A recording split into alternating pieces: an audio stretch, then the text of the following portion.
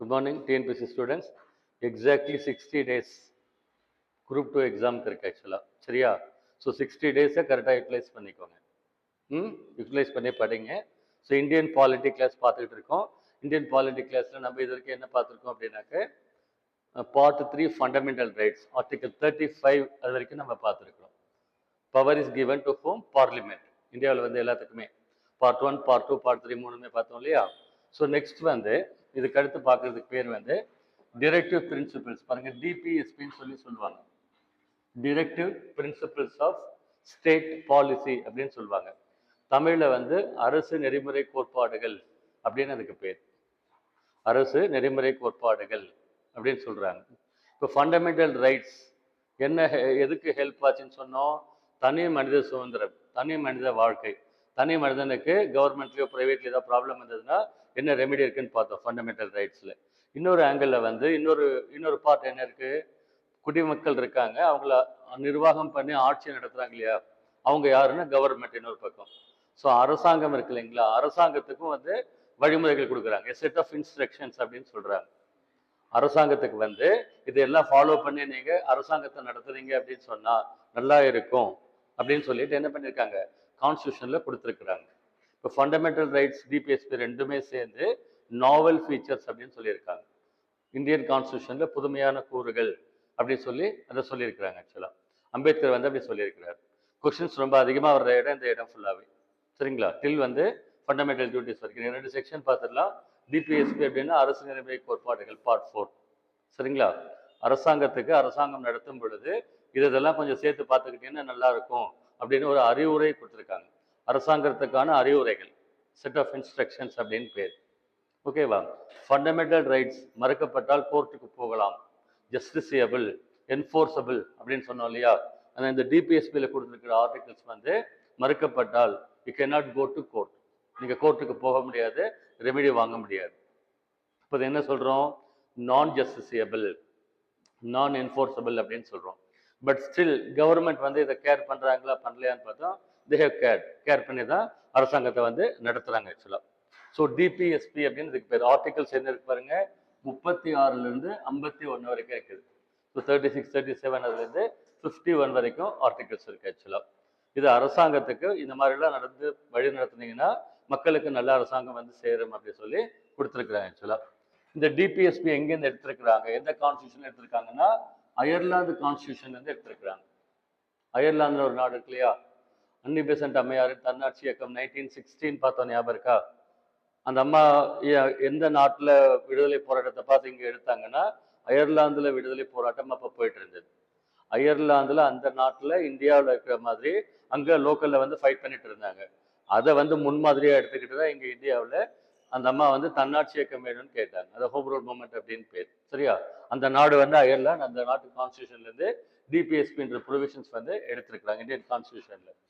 இதுக்கு என்ன பேர் பாருங்க, ஆக்சுவலாக கான்ஸ்டிடியூஷனல் இன்ஸ்ட்ரக்ஷன்ஸ், அரசியல் சாசன சட்ட அறிவுரைகள், நிபந்தனைகள், வழிமுறைகள், இப்படி எப்படின்னு எடுத்துக்கலாம். அட்வைசரி நேச்சர்னு சொல்லுவாங்க இல்லையா, ஜஸ்ட் அட்வைஸ் பண்ணுறாங்க, தம்பி இந்த பக்கம் போகாது அப்படின்னு சொல்லி, மீறி போனால் சம்மந்தப்பட்ட ஆளுங்களை பொறுத்து அந்த மாதிரி கொடுத்துருக்குறாங்க ஆக்சுவலாக.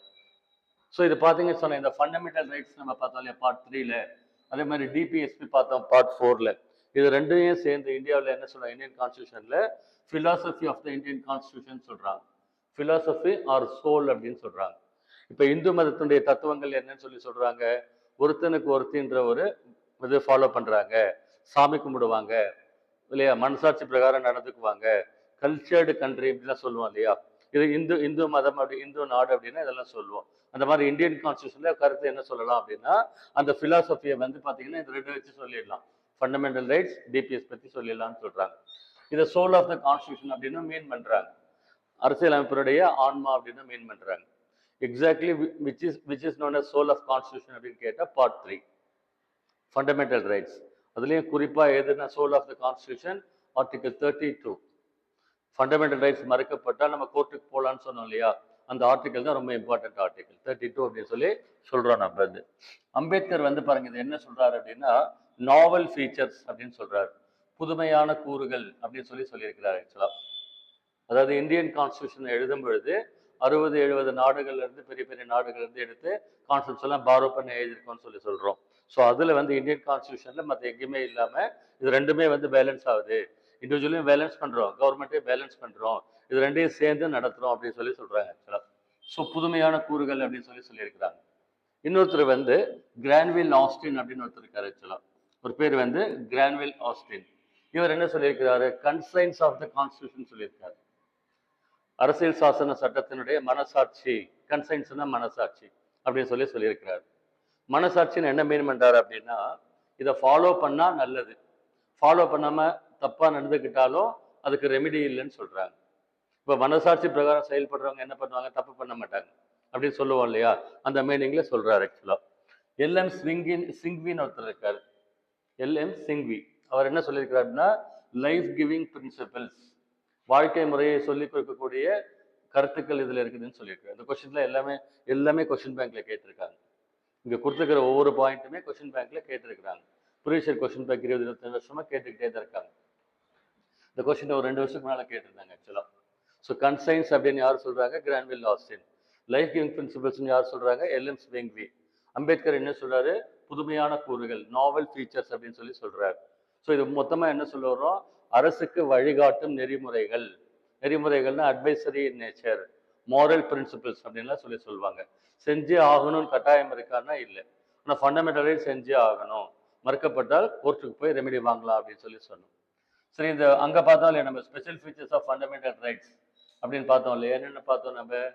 சில ஃபண்டமெண்டல் ரைட்ஸ் இந்திய குடிமகன்களுக்கு மட்டும்தான் இருக்குது அப்படின்னு நிறைய பார்த்தோம் இல்லையா நம்ம வந்து. அந்த மாதிரி இங்க வந்து இந்த டிபிஎஸ்பி அதனுடைய தன்மை என்ன அப்படின்னாக்க, அதுக்கு என்ன பேர் வச்சிருக்காங்க பாருங்க, கான்ஸ்டிடியூஷனல் இன்ஸ்ட்ரக்ஷன்ஸ், அதாவது அரசு நெறிகாட்டும் வழிமுறைகள் அப்படின்னு அர்த்தம்.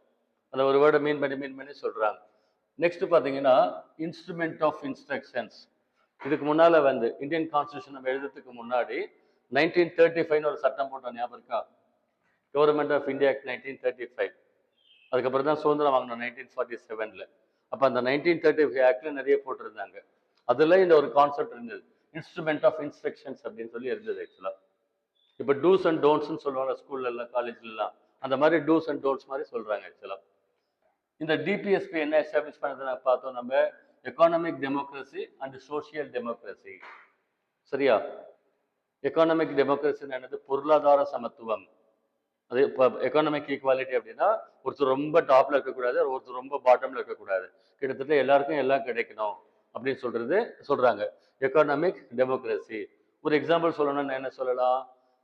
கையில காசு கொடுத்து வாங்குறவங்க 80 ரூபாய்க்கு வந்து கிலோ விற்கிது ரைஸ் வந்து, வாங்கி தினமும் சோறாக்கி சாப்பிடுறாங்க. பணம் வசதி இல்லாதவங்களுக்கு கவர்மெண்ட் என்ன பண்ணி வச்சிருக்கு? ரேஷன் கார்டு கொடுத்துருக்காங்க இல்லையா? அவங்களுக்கு என்ன பண்றாங்க? ஒரு ஆளுக்கு இவ்வளோன்னு கணக்கு போட்டு 5 பேரோ 4 பேருக்கோ 25 கிலோ சம்திங் என்ன பண்றாங்க? ரேஷன் கடையில் கொடுக்குறாங்க. இதுக்கு பேர் வந்து எக்கானமிக் டெமோக்ரஸின்னு பேர். எக்கானமிக்கலி ஈக்குவல் சான்சஸ் கவர்மெண்ட் கொடுக்குதுன்னு அர்த்தம். ஓகேங்களா? இந்த மாதிரி எல்லா விஷயத்துல, நிறைய விஷயத்துல நம்ம சொல்லலாம். என்னென்ன சோசியல் டெமோக்ரஸி அப்படின்னா என்னது? சமூக நீதினு சொல்றோம் இல்லையா? சோசியல் டெமோக்ரஸி அப்படின்னா நம்ம என்ன சொல்றோம்? நீட் கோச்சிங் படிக்கிறவங்க 15 லட்சம் எல்லாம் ஃபீஸ் கட்டி பிரைவேட் சென்டர்ல போய் படிச்சு வந்து கம்ப்ளீட் பண்ணி சீட் வாங்குறாங்க. அட் த சேம் டைம் வசதி இல்லாத கிராமப்புற மக்கள், அவங்களுக்கு ஃபீஸ் கட்ட வசதி இல்லை, பேக்ரவுண்ட் இல்லை, அவங்க என்ன பண்றாங்க? அவங்களால வர முடியறது இல்லை. இது சரியா? ஈக்குவல் சான்சஸ் கொடுக்கணுமா இல்லையா? இவங்களுக்கும் 15 லட்சம் ஃபீஸ் கட்டி இப்போ ஃபீடிங் கொடுத்தா அவங்களும் வந்துட போறாங்க. பட் எக்கானமிக் பேக்ரவுண்ட் இல்லாத ஒரு ரீசனுக்காக அவங்கள விடலாமா அப்படின்னும் போது அரசாங்கம் என்ன பண்றாங்க? நோ, அதுல இருந்து இடஒதுக்கீடு எல்லாம் எடுத்துட்டு வந்திருக்காங்க. ரிசர்வேஷன் ஐஏஎம்லாம் கொடுத்தாங்கன்னு சொல்லி பார்த்தோம் இல்லையா? இப்போ வந்து பார்த்தீங்கன்னா தமிழ்நாடு கவர்மெண்ட்ல உள் ஒதுக்கீடுன்னு சொல்லி ஒன்று கொடுத்துருக்காங்க, 7.5% அப்படின்னு. அந்த மாதிரி சொல்லாங்க. அதுக்கு பேர் வந்து சோசியல் ஜஸ்டிஸ். சமூகத்தில் வந்து ஏற்றத்தாழ்வுகளை குறைக்கணும், எக்கானமிக் டிஸ்பேரிட்டிஸையும் குறைக்கணும். இது கான்ஸ்டியூஷனுடைய எய்ம் ஆக்சுவலா. இன்னொரு கான்செப்ட் எக்ஸ்பிளைன் பண்ண பாருங்க. இது வந்து வெல்ஃபேர் ஸ்டேட் அப்படின்னு சொல்லுவாங்க.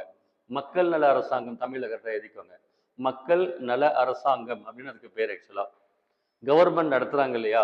மக்களுக்கு பிடிச்சும் நடத்தலாம், பிடிக்காம இஷ்டத்துக்கும் நடத்தலாம். இப்போ மிலிட்ரி ரூல் கேள்விப்பட்டிருக்கீங்க இல்லையா? மிலிட்ரி ரூல் பக்கத்துல பர்மாவில் இருக்கு ஆக்சுவலா. மிலிட்ரி ரூல் என்ன அர்த்தம்? மிலிட்ரி ஹெட்டு அவன் சொல்றது தான் ரூல்ஸ் அவன். ஓகேங்களா? உங்க வெறுப்பம் நல்லது கெட்டதெல்லாம் பார்க்க மாட்டாங்க. ஆர்டர் எக்ஸிக்யூட் பண்ணிட்டு போயிட்டே இருப்பாங்க. கொடுங்கோல் ஆட்சின்னு சொல்லுவாங்க, டிரானியன் இங்கிலீஷ்ல சொல்லுவாங்க. அந்த மாதிரி எல்லாம் இல்லாம, சரிங்களா, மக்களுக்கு பிடிச்ச மாதிரி மக்களுடைய எண்ணங்கள் கருத்துக்களை கேட்டு அதையும் சேர்த்து எடுத்துக்கிட்டு அரசாங்கம் நடத்தினா அதுக்கு பேர் வந்து மக்கள் நல அரசாங்கம்னு பேர். இந்தியாவில் டவுன் த ஹிஸ்டரி வந்து வெரி ஃபர்ஸ்ட் வந்து இந்த வெல்ஃபேர் ஸ்டேட்னு சொல்கிறோம், மக்கள் நல அரசாங்கம். அதை புரிஞ்சது யார் அப்படின்னா the great Asokan 261 BC Kalinga போர் அப்படின்னு அவரை பற்றி நம்ம படிச்சிருக்கிறோம். ஆக்சுவலாக இதை கான்செப்டை புரிஞ்சுக்கோங்க. மக்கள் நல அரசாங்கம் மக்களுக்கும் பிடிக்கிற மாதிரி கவர்மெண்ட் நடத்தணும் அப்படின்னு அர்த்தம். ஆக்சுவலாக அதுக்கு பேர் வெல்ஃபேர் ஸ்டேட் அப்படின்னு சொல்லுவாங்க. இதுக்கு முன்னால் அப்படி கிடையாது. ஆக்சுவலாக இதுக்கு முன்னால் இருந்ததுக்கு பேர் வந்து போலீஸ் ஸ்டேட் அப்படின்னு பேர். அரசாங்கம் என்ன பேர் ஆக்சுவலாக ஸ்டார்டிங் ஸ்டேஜில் கவர்மெண்ட் நடத்துகிறாங்க, போலீஸ் இருக்கும், சொல்கிறத கேட்கலன்னா போலீஸை விட்டு கரெக்ட் பண்ணிடுவாங்க. ஓகேங்களா? இப்போ இருக்கிற மாதிரிலாம் ஆப்போஸ் பண்ணுறேன், ஒப்பீனியனை மாற்றுங்க, சேஞ்ச் பண்ணுங்க, கொடி தூக்குறேன், ஆர்ப்பாட்டம் பண்ணுறேன், அந்த மாதிரிலாம் ஸ்டார்டிங்கில் கிடையாது.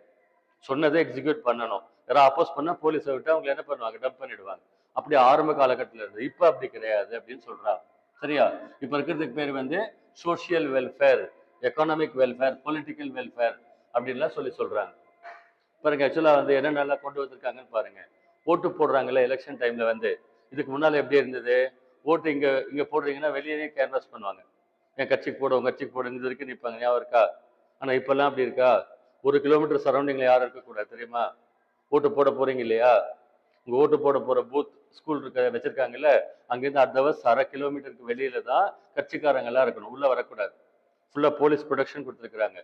2 நாளைக்கு முன்னால், எலெக்ஷனுக்கு 2 நாளைக்கு முன்னால் பேசுறதெல்லாம் நிறுத்திடணும். நைட்டு 10 மணிக்கு மேலே வந்து மக்களை தொந்தரவு பண்ணிட்டு கேன்வாஸ் பண்ணக்கூடாது. காசுக்கு வேணால் ஓட்டுக்கு பணம் கொடுக்கக்கூடாது. நிறைய சேஞ்சஸ் கொண்டு வந்திருக்காங்க. அந்த மாதிரி எல்லாம் சொல்கிறாங்க. இது வந்து என்ன சொன்னோம் நம்ம, நான் ஜஸ்டிசியபிள், மறுக்கப்பட்டால் கோர்ட்டுக்கு போக முடியாது.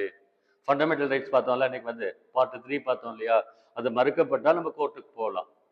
ஓகேங்களா? பாருங்க, for violation of fundamental rights we can approach court. Article 32 supreme court போகலாம், 226 ஹை கோர்ட் போகலான்னு சொல்லியிருந்தோம். இது வந்து அப்படி நம்ம போக முடியாது. அதுதான் என்ன சொல்லுவாங்க பாருங்க, நான் ஜஸ்டிசியபிள், இன்னொரு வேர்ட் சேர்த்துக்கோங்க, நான் என்ஃபோர்ஸபிள். அதை என்ஃபோர்ஸ் பண்ண முடியாது, கோர்ட்டுக்கு போக முடியாது. கவர்மெண்ட்டாக ஃபாலோ பண்ணால் உண்டு, இல்லாட்டி இல்லை. அதுதான் மனசாட்சின்னு ஒரு வேர்ட் சொன்னார். இப்போ மனசாட்சி இருக்கிறவங்க நல்லது தான் செய்வாங்க, கெட்டது செய்ய மாட்டாங்க. அந்த மாதிரி சொல்கிறாங்க ஆக்சுவலாக. நெக்ஸ்ட் பார்த்தீங்கன்னு சொன்னாக்க, ஒரு சட்டம் கொண்டு வராங்க இல்லையா, state government, local government, central government, ஏதோ ஒன்று அங்கங்கே நிறைய சட்டங்கள் கொண்டு வராங்க. அந்த சட்டங்களை கொண்டு வரும் பொழுது அது டிபிஎஸ்பியை வந்து விளக்கம் எடுத்துக்கிட்டு அதை வந்து இன்டர்பிரட் பண்ண விளக்குறாங்க ஆக்சுவலாக. ஓகேங்களா? அந்த சட்டத்தை விளக்குறதுக்கு இந்த டிபிஎஸ்பியில் சொல்லியிருக்காங்க இல்லையா, இதெல்லாம் சரியா தவறான அது யூட்டிலைஸ் பண்ணுறாங்க. ஸோ கான்ஸ்டியூஷனல் வேலிடிட்டியை டிட்டர்மைன் பண்ண இந்த டிபிஎஸ்பி யூஸ் பண்ணுறாங்கன்னு சொல்கிறாங்க ஆக்சுவலாக. இதில் என்ன ஒரு ப்ராப்ளம் இருக்குது நம்மளுக்கு, இந்த சப்ஜெக்ட் ஃபுல்லாகவே ஆர்டிகல்ஸ் இருக்குன்னு சொல்லி பார்த்தோம். சரியா? ஆர்டிகல்ஸ் இப்போ நம்ம வந்து ஃபண்டமெண்டல் ரைட்ஸ் ஆர்டிகல்ஸ் பார்த்தோம், ஞாபகம் இருக்கா? 12, 13, 14, 15, 16 till 35 ஞாபகம் இருக்கா? ஆர்டிகல் என்ன சொல்லுது, உள்ள என்னென்ன இஷ்யூஸ் பார்த்தோம், அது ஒவ்வொரு ஆர்டிகலும் ஒவ்வொரு பேஜுக்கு எக்ஸ்பிளைன் பண்ணியிருக்கு, ரொம்ப டெப்த்தாக கொடுத்துருக்கு. First feeding should be strong feeding, first impression should be the best impression. ஓகேங்களா? அதாவது நம்ம இம்ப்ரெஷன் நல்லா இருக்கணும், சாட்டிஸ்ஃபேக்ஷன் பாயிண்ட் நல்லா இருக்கணும். ஸோ அதே மாதிரி இங்கே டிபிஎஸ்பியில் ஆர்டிகல்ஸ் 36 51 வரைக்கும் இருக்குது. அண்டர்ஸ்டாண்ட்? நான் எக்ஸ்பிளைன் பண்ணுறேன், அதை அப்படியே படிச்சிங்கன்னா வேலைக்கு ஆகாது, கசகசன்னு இருக்கு ஆக்சுவலாக, வளவலன்னு இருக்கு ஆக்சுவலாக. அதை புரிஞ்சுக்கிட்டு கீவேர்ட்ஸ் இருக்கு இல்லைங்களா, அந்த கீவேர்ட்ஸ் ஞாபகம் வச்சுக்கிட்டா பரவாயில்ல. பாருங்க, ஃபண்டமெண்டல் ரைட்ஸில் ரிலீஜியன் சம்மந்தப்பட்ட ஆர்டிகல்ஸ் நான் 10 வருஷமாக படிச்சுட்டு இருந்தேன், மைண்டில் ஃபீடே ஆகலை. ஆர்டிகல் 26 கிளாரிட்டியே இல்லை. 26 என்ன சொல்லுது, 27, 28, 25, 26, 27, 28 4 ஆர்டிகல் பார்த்தோமா? நான் பாருங்க லாஸ்ட்டாக நல்ல ஸ்ட்ராங் என்கோடிங் சொல்லியிருக்கேன். 25 talks about religion, 26 talks about religious affairs, 27 talks about religious taxes, அதுக்கடுத்து ரிலீஜியஸ் இன்ஸ்ட்ரக்ஷன். இந்த 4 வேர்டு தான் பாருங்க மைண்டில் சீட் ஆயிருக்கு. அது அப்படியே அந்த 2 லைன் இருக்கும் ஆர்டிகல்ஸ், அதை படிச்சிங்கன்னா உங்களுக்கு மைண்டில் சீட் ஆகாது. அதே மாதிரி தான் இங்கேயும் ஆர்டிகல்ஸ் கொடுத்துருக்குறாங்க. சரிங்களா? இந்த ஆர்டிகல்ஸ் கேட்பாங்களா, எது வேணா எங்கே வேணா கேட்பாங்க ஆக்சுவலாக. இது அதிகமாக கொஸ்டின்ஸ் வர்ற ஏரியா, பேசிக் ஏரியா. ஓகேங்களா? இந்தியன் கான்ஸ்டியூஷனுடைய பேசிக் ஆக்சுவலாக கொஸ்டின்ஸ் ரொம்ப அதிகமாக வரும். நான் ஒவ்வொன்றா எக்ஸ்பிளைன் பண்ணுறேன். அதில் நம்ம என்ன பார்த்தோம், ஆர்டிகல் 12 பார்த்தோம் பாருங்க, ஃபண்டமெண்டல் ரைட்ஸில் டெஃபினிஷன் ஆஃப் ஸ்டேட் அப்படின்னு பார்த்தோம். அதே மாதிரி இங்கே வந்து டெஃபினிஷன் ஆஃப் ஸ்டேட் ஆர்டிகல் 36 என்ன சொல்லுது, டிபிஎஸ்பி சம்மந்தப்பட்ட விஷயங்களை டிஸ்கஸ் பண்ணும் பொழுது அரசாங்கம்னா என்ன மீன் பண்ணுறாங்க அப்படின்னு மீன் பண்ணுறாங்க. அங்கே relating to fundamental rights what is ஸ்டேட்னு டிஃபைன் பண்ணாங்க. இங்கே டிபிஎஸ்பி ரிலேட்டடாக வாட் இஸ் ஸ்டேட் அப்படின்னு டிஃபைன் பண்ணுறாங்க. சரியா? ஸோ டெஃபினேஷன் ஆஃப் ஸ்டேட் அப்படின்னு அதுக்கு பேர். அடுத்து 37 ஆர்டிகல் 37 என்ன சொல்லுது, நேச்சர் ஆஃப் டிபிஎஸ்பி. இந்த அரசியலமைப்பு கோட்பாடுகள் எத்தகைய தன்மையுடையது? நான் ஜஸ்டிசியபிள், நான் என்ஃபோர்ஸபிள். ஞாபகம் வச்சுக்கோங்க. Nature. Article 36 definition of state. 37 என்ன சொல்லுது? Nature of DPSP. என்ன nature of DPSP? Constitutional instructions, set of instructions, advisory in nature, moral principles, conscience principles. அவ்வளோதான். Not enforceable. அவ்வளோ அந்த வேர்டெல்லாம் விட்டுருங்க. இந்த வேர்டு தான் முக்கியம். பாருங்க, நான் ஜஸ்டிசியபிள் அப்படின்னா நான் என்ஃபோர்ஸபிள். கோர்ட்டுக்கு நாம போக முடியாது. ஃபாலோ பண்ணா உண்டு, இல்லாட்டி ஒன்றும் ரெமிடி வாங்க முடியாதுன்னு சொல்றாங்க. இது 37. ஆர்டிகல் 38 என்ன சொல்லுது அப்படின்னா, state to secure a social order. மக்களுக்கு வந்து ஒரு மக்கள் நல அரசாங்கம் கொடுக்கணும் அப்படின்னு சொல்லுது. State to secure a social order. Social order அப்படின்னாக்க மக்கள் விரும்பக்கூடிய ஒரு அமைதியான, எந்த தொந்தரவு இல்லாத மாதிரி ஒரு சுபிட்சமான வாழ்க்கையை கொடுக்கணும். இந்த social order or social welfare ரெண்டு ஒரே கான்செப்ட் தான். சரிங்களா? So state to secure a social order. 36 என்ன சொல்லுது? Definition of state. 37 என்ன சொல்லுது? Nature of DPSP. 38 என்ன சொல்லுது? State to secure a social order. அப்புறம் இந்த 38 இருக்கு இல்லைங்களா, அதுல ஏபிசிடி சின்ன சின்ன ஆர்டிகல்ஸ்லாம் சேர்த்துருக்காங்க. அதுல 38ல பின்னு ஒரு ஆர்டிகல் இருக்கு, ரொம்ப இம்பார்ட்டன்ட் ஆர்டிகல். இதுல என்ன சொல்றாங்க? State to minimize inequalities of income. மக்கள் வந்து சம்பாதிக்கிறாங்க, பொருள் ஈட்டுறாங்க இல்லையா, அதுல இருக்கக்கூடிய ஏற்றத்தாழ்வுகளை களையணும் அப்படின்றாங்க. ஒரு சிலர் வந்து கோடிக்கணக்கில் சம்பாதிக்கிறாங்க, ஒரு சிலர் 10,000 ரூபாய் இல்லாம அவசரப்படுறாங்க. இது இருக்குதா இல்லையா சொசைட்டில? ஒசூரில் பார்த்தீங்கன்னா ரியல் எஸ்டேட் புரோக்கர்ஸ், அந்த லேண்ட் புரோக்கர்ஸ், அவங்களாம் ஒரு டிரான்சாக்ஷனில் பார்த்தா 20 lakhs 30 lakhs 50 lakhs அப்படி கெயின் பண்ணுறவங்க இருக்கிறாங்க. இந்த பக்கம் ஒரு 6,000 ரூபாய்க்கு வந்து ஒரு அம்மா வந்து மாதம் ஃபுல்லாக கஷ்டப்படுது, ஸ்வீப்பர் சம்திங் அந்த மாதிரிலாம் வந்து. இந்த இந்த எக்கனாமிக் ஏற்றத்தாழ்வுகள் சொல்கிறாங்க இல்லையா, இதை வந்து குறைக்கணும் அப்படின்னு சொல்கிறாங்க. இந்தியாவில் ஒரு டேட்டா சொல்ல பாருங்க. இந்தியாவில் இருக்கக்கூடிய வளங்கள்லாம் என்ன சொல்கிறோம்? இப்போ லைஃபை என்ஜாய் பண்ணுறது, லைஃப் சான்சஸ்ன்னு சொல்லுவாங்க. சரியா? லைஃபை என்ஜாய் பண்ணுறது. எவ்வளோ பேர் நல்லா என்ஜாய் பண்ணுறாங்க, எவ்வளோ பேர் கஷ்டப்படுறாங்க? என்ஜாய் பண்ணுறவங்க குறைவு, கஷ்டப்படுறவங்க அதிகம். பாருங்க, இதை புரிஞ்சுக்க முடியுதா பாருங்க. ஆக்சுவலாக 20% of the people of India enjoy 80% of the resources of India. இந்தியாவில் இருக்கக்கூடிய மக்கள் தொகையில் 20% பீப்புள், ஓகேங்களா, எல்லா வளங்களையும் என்ஜாய் பண்ணுறாங்க. ஃப்ளைட்டில் போகிறாங்க, சொத்து வச்சுருக்கிறாங்க, நினச்சதை வாங்குறாங்க, லைஃப் ஸ்டைலே வேறு. அவங்களுக்கு வந்து அவங்க தேவைகளை பூர்த்தி செஞ்சுக்கிறாங்க, பணக்காரங்கன்னு சொல்கிறாங்க. எக்கனாமிக் எலைட்ஸ்ன்னு சொல்லுவாங்க, அதெல்லாம் சொல்லுவாங்க. 20% பீப்புள் டாப்பில் இருக்காங்க இல்லையா, அவங்க 80% என்ஜாய்மெண்ட் அவங்க பண்ணுறாங்க. அப்படியே ஆப்போசிட்டாக வந்து 80% மக்கள் வந்து மிச்சம் இருக்கிற அந்த 20% ரிசோர்ஸஸ் தான் அவங்க யூஸ் பண்ண வேண்டியதாக இருக்குது. நான் சொன்ன எக்ஸாம்பிள், இங்கே ஐடியில் பெங்களூரில் வந்து மந்த்லி வந்து 10-15 lakhs வாங்குறவங்களாம் இருக்கான். பக்கத்தில் ஜஸ்ட் 10 kilometers எலக்ட்ரானிக் சிட்டியில் வந்து ஒரு அத்திப்பள்ளி தானே எலக்ட்ரானிக் சிட்டி. பட் இங்கே ஒசூரில் வந்து 10,000க்கு வந்து மந்த் ஃபுல்லாக 8-12 ஹவர்ஸ்லாம் ஒர்க் பண்ணுறவங்களாம் இருக்கிறாங்க. இந்த எக்கனாமிக் இன்இக்வாலிட்டிஸை அரசாங்கம் என்ன செய்யணும்? குறைக்கணும் அப்படின்னு சொல்கிறாங்க. ஞாபகம் வச்சுக்கோங்க பாருங்க. State to minimize inequalities of income அப்படின்னு சொல்கிறாங்க.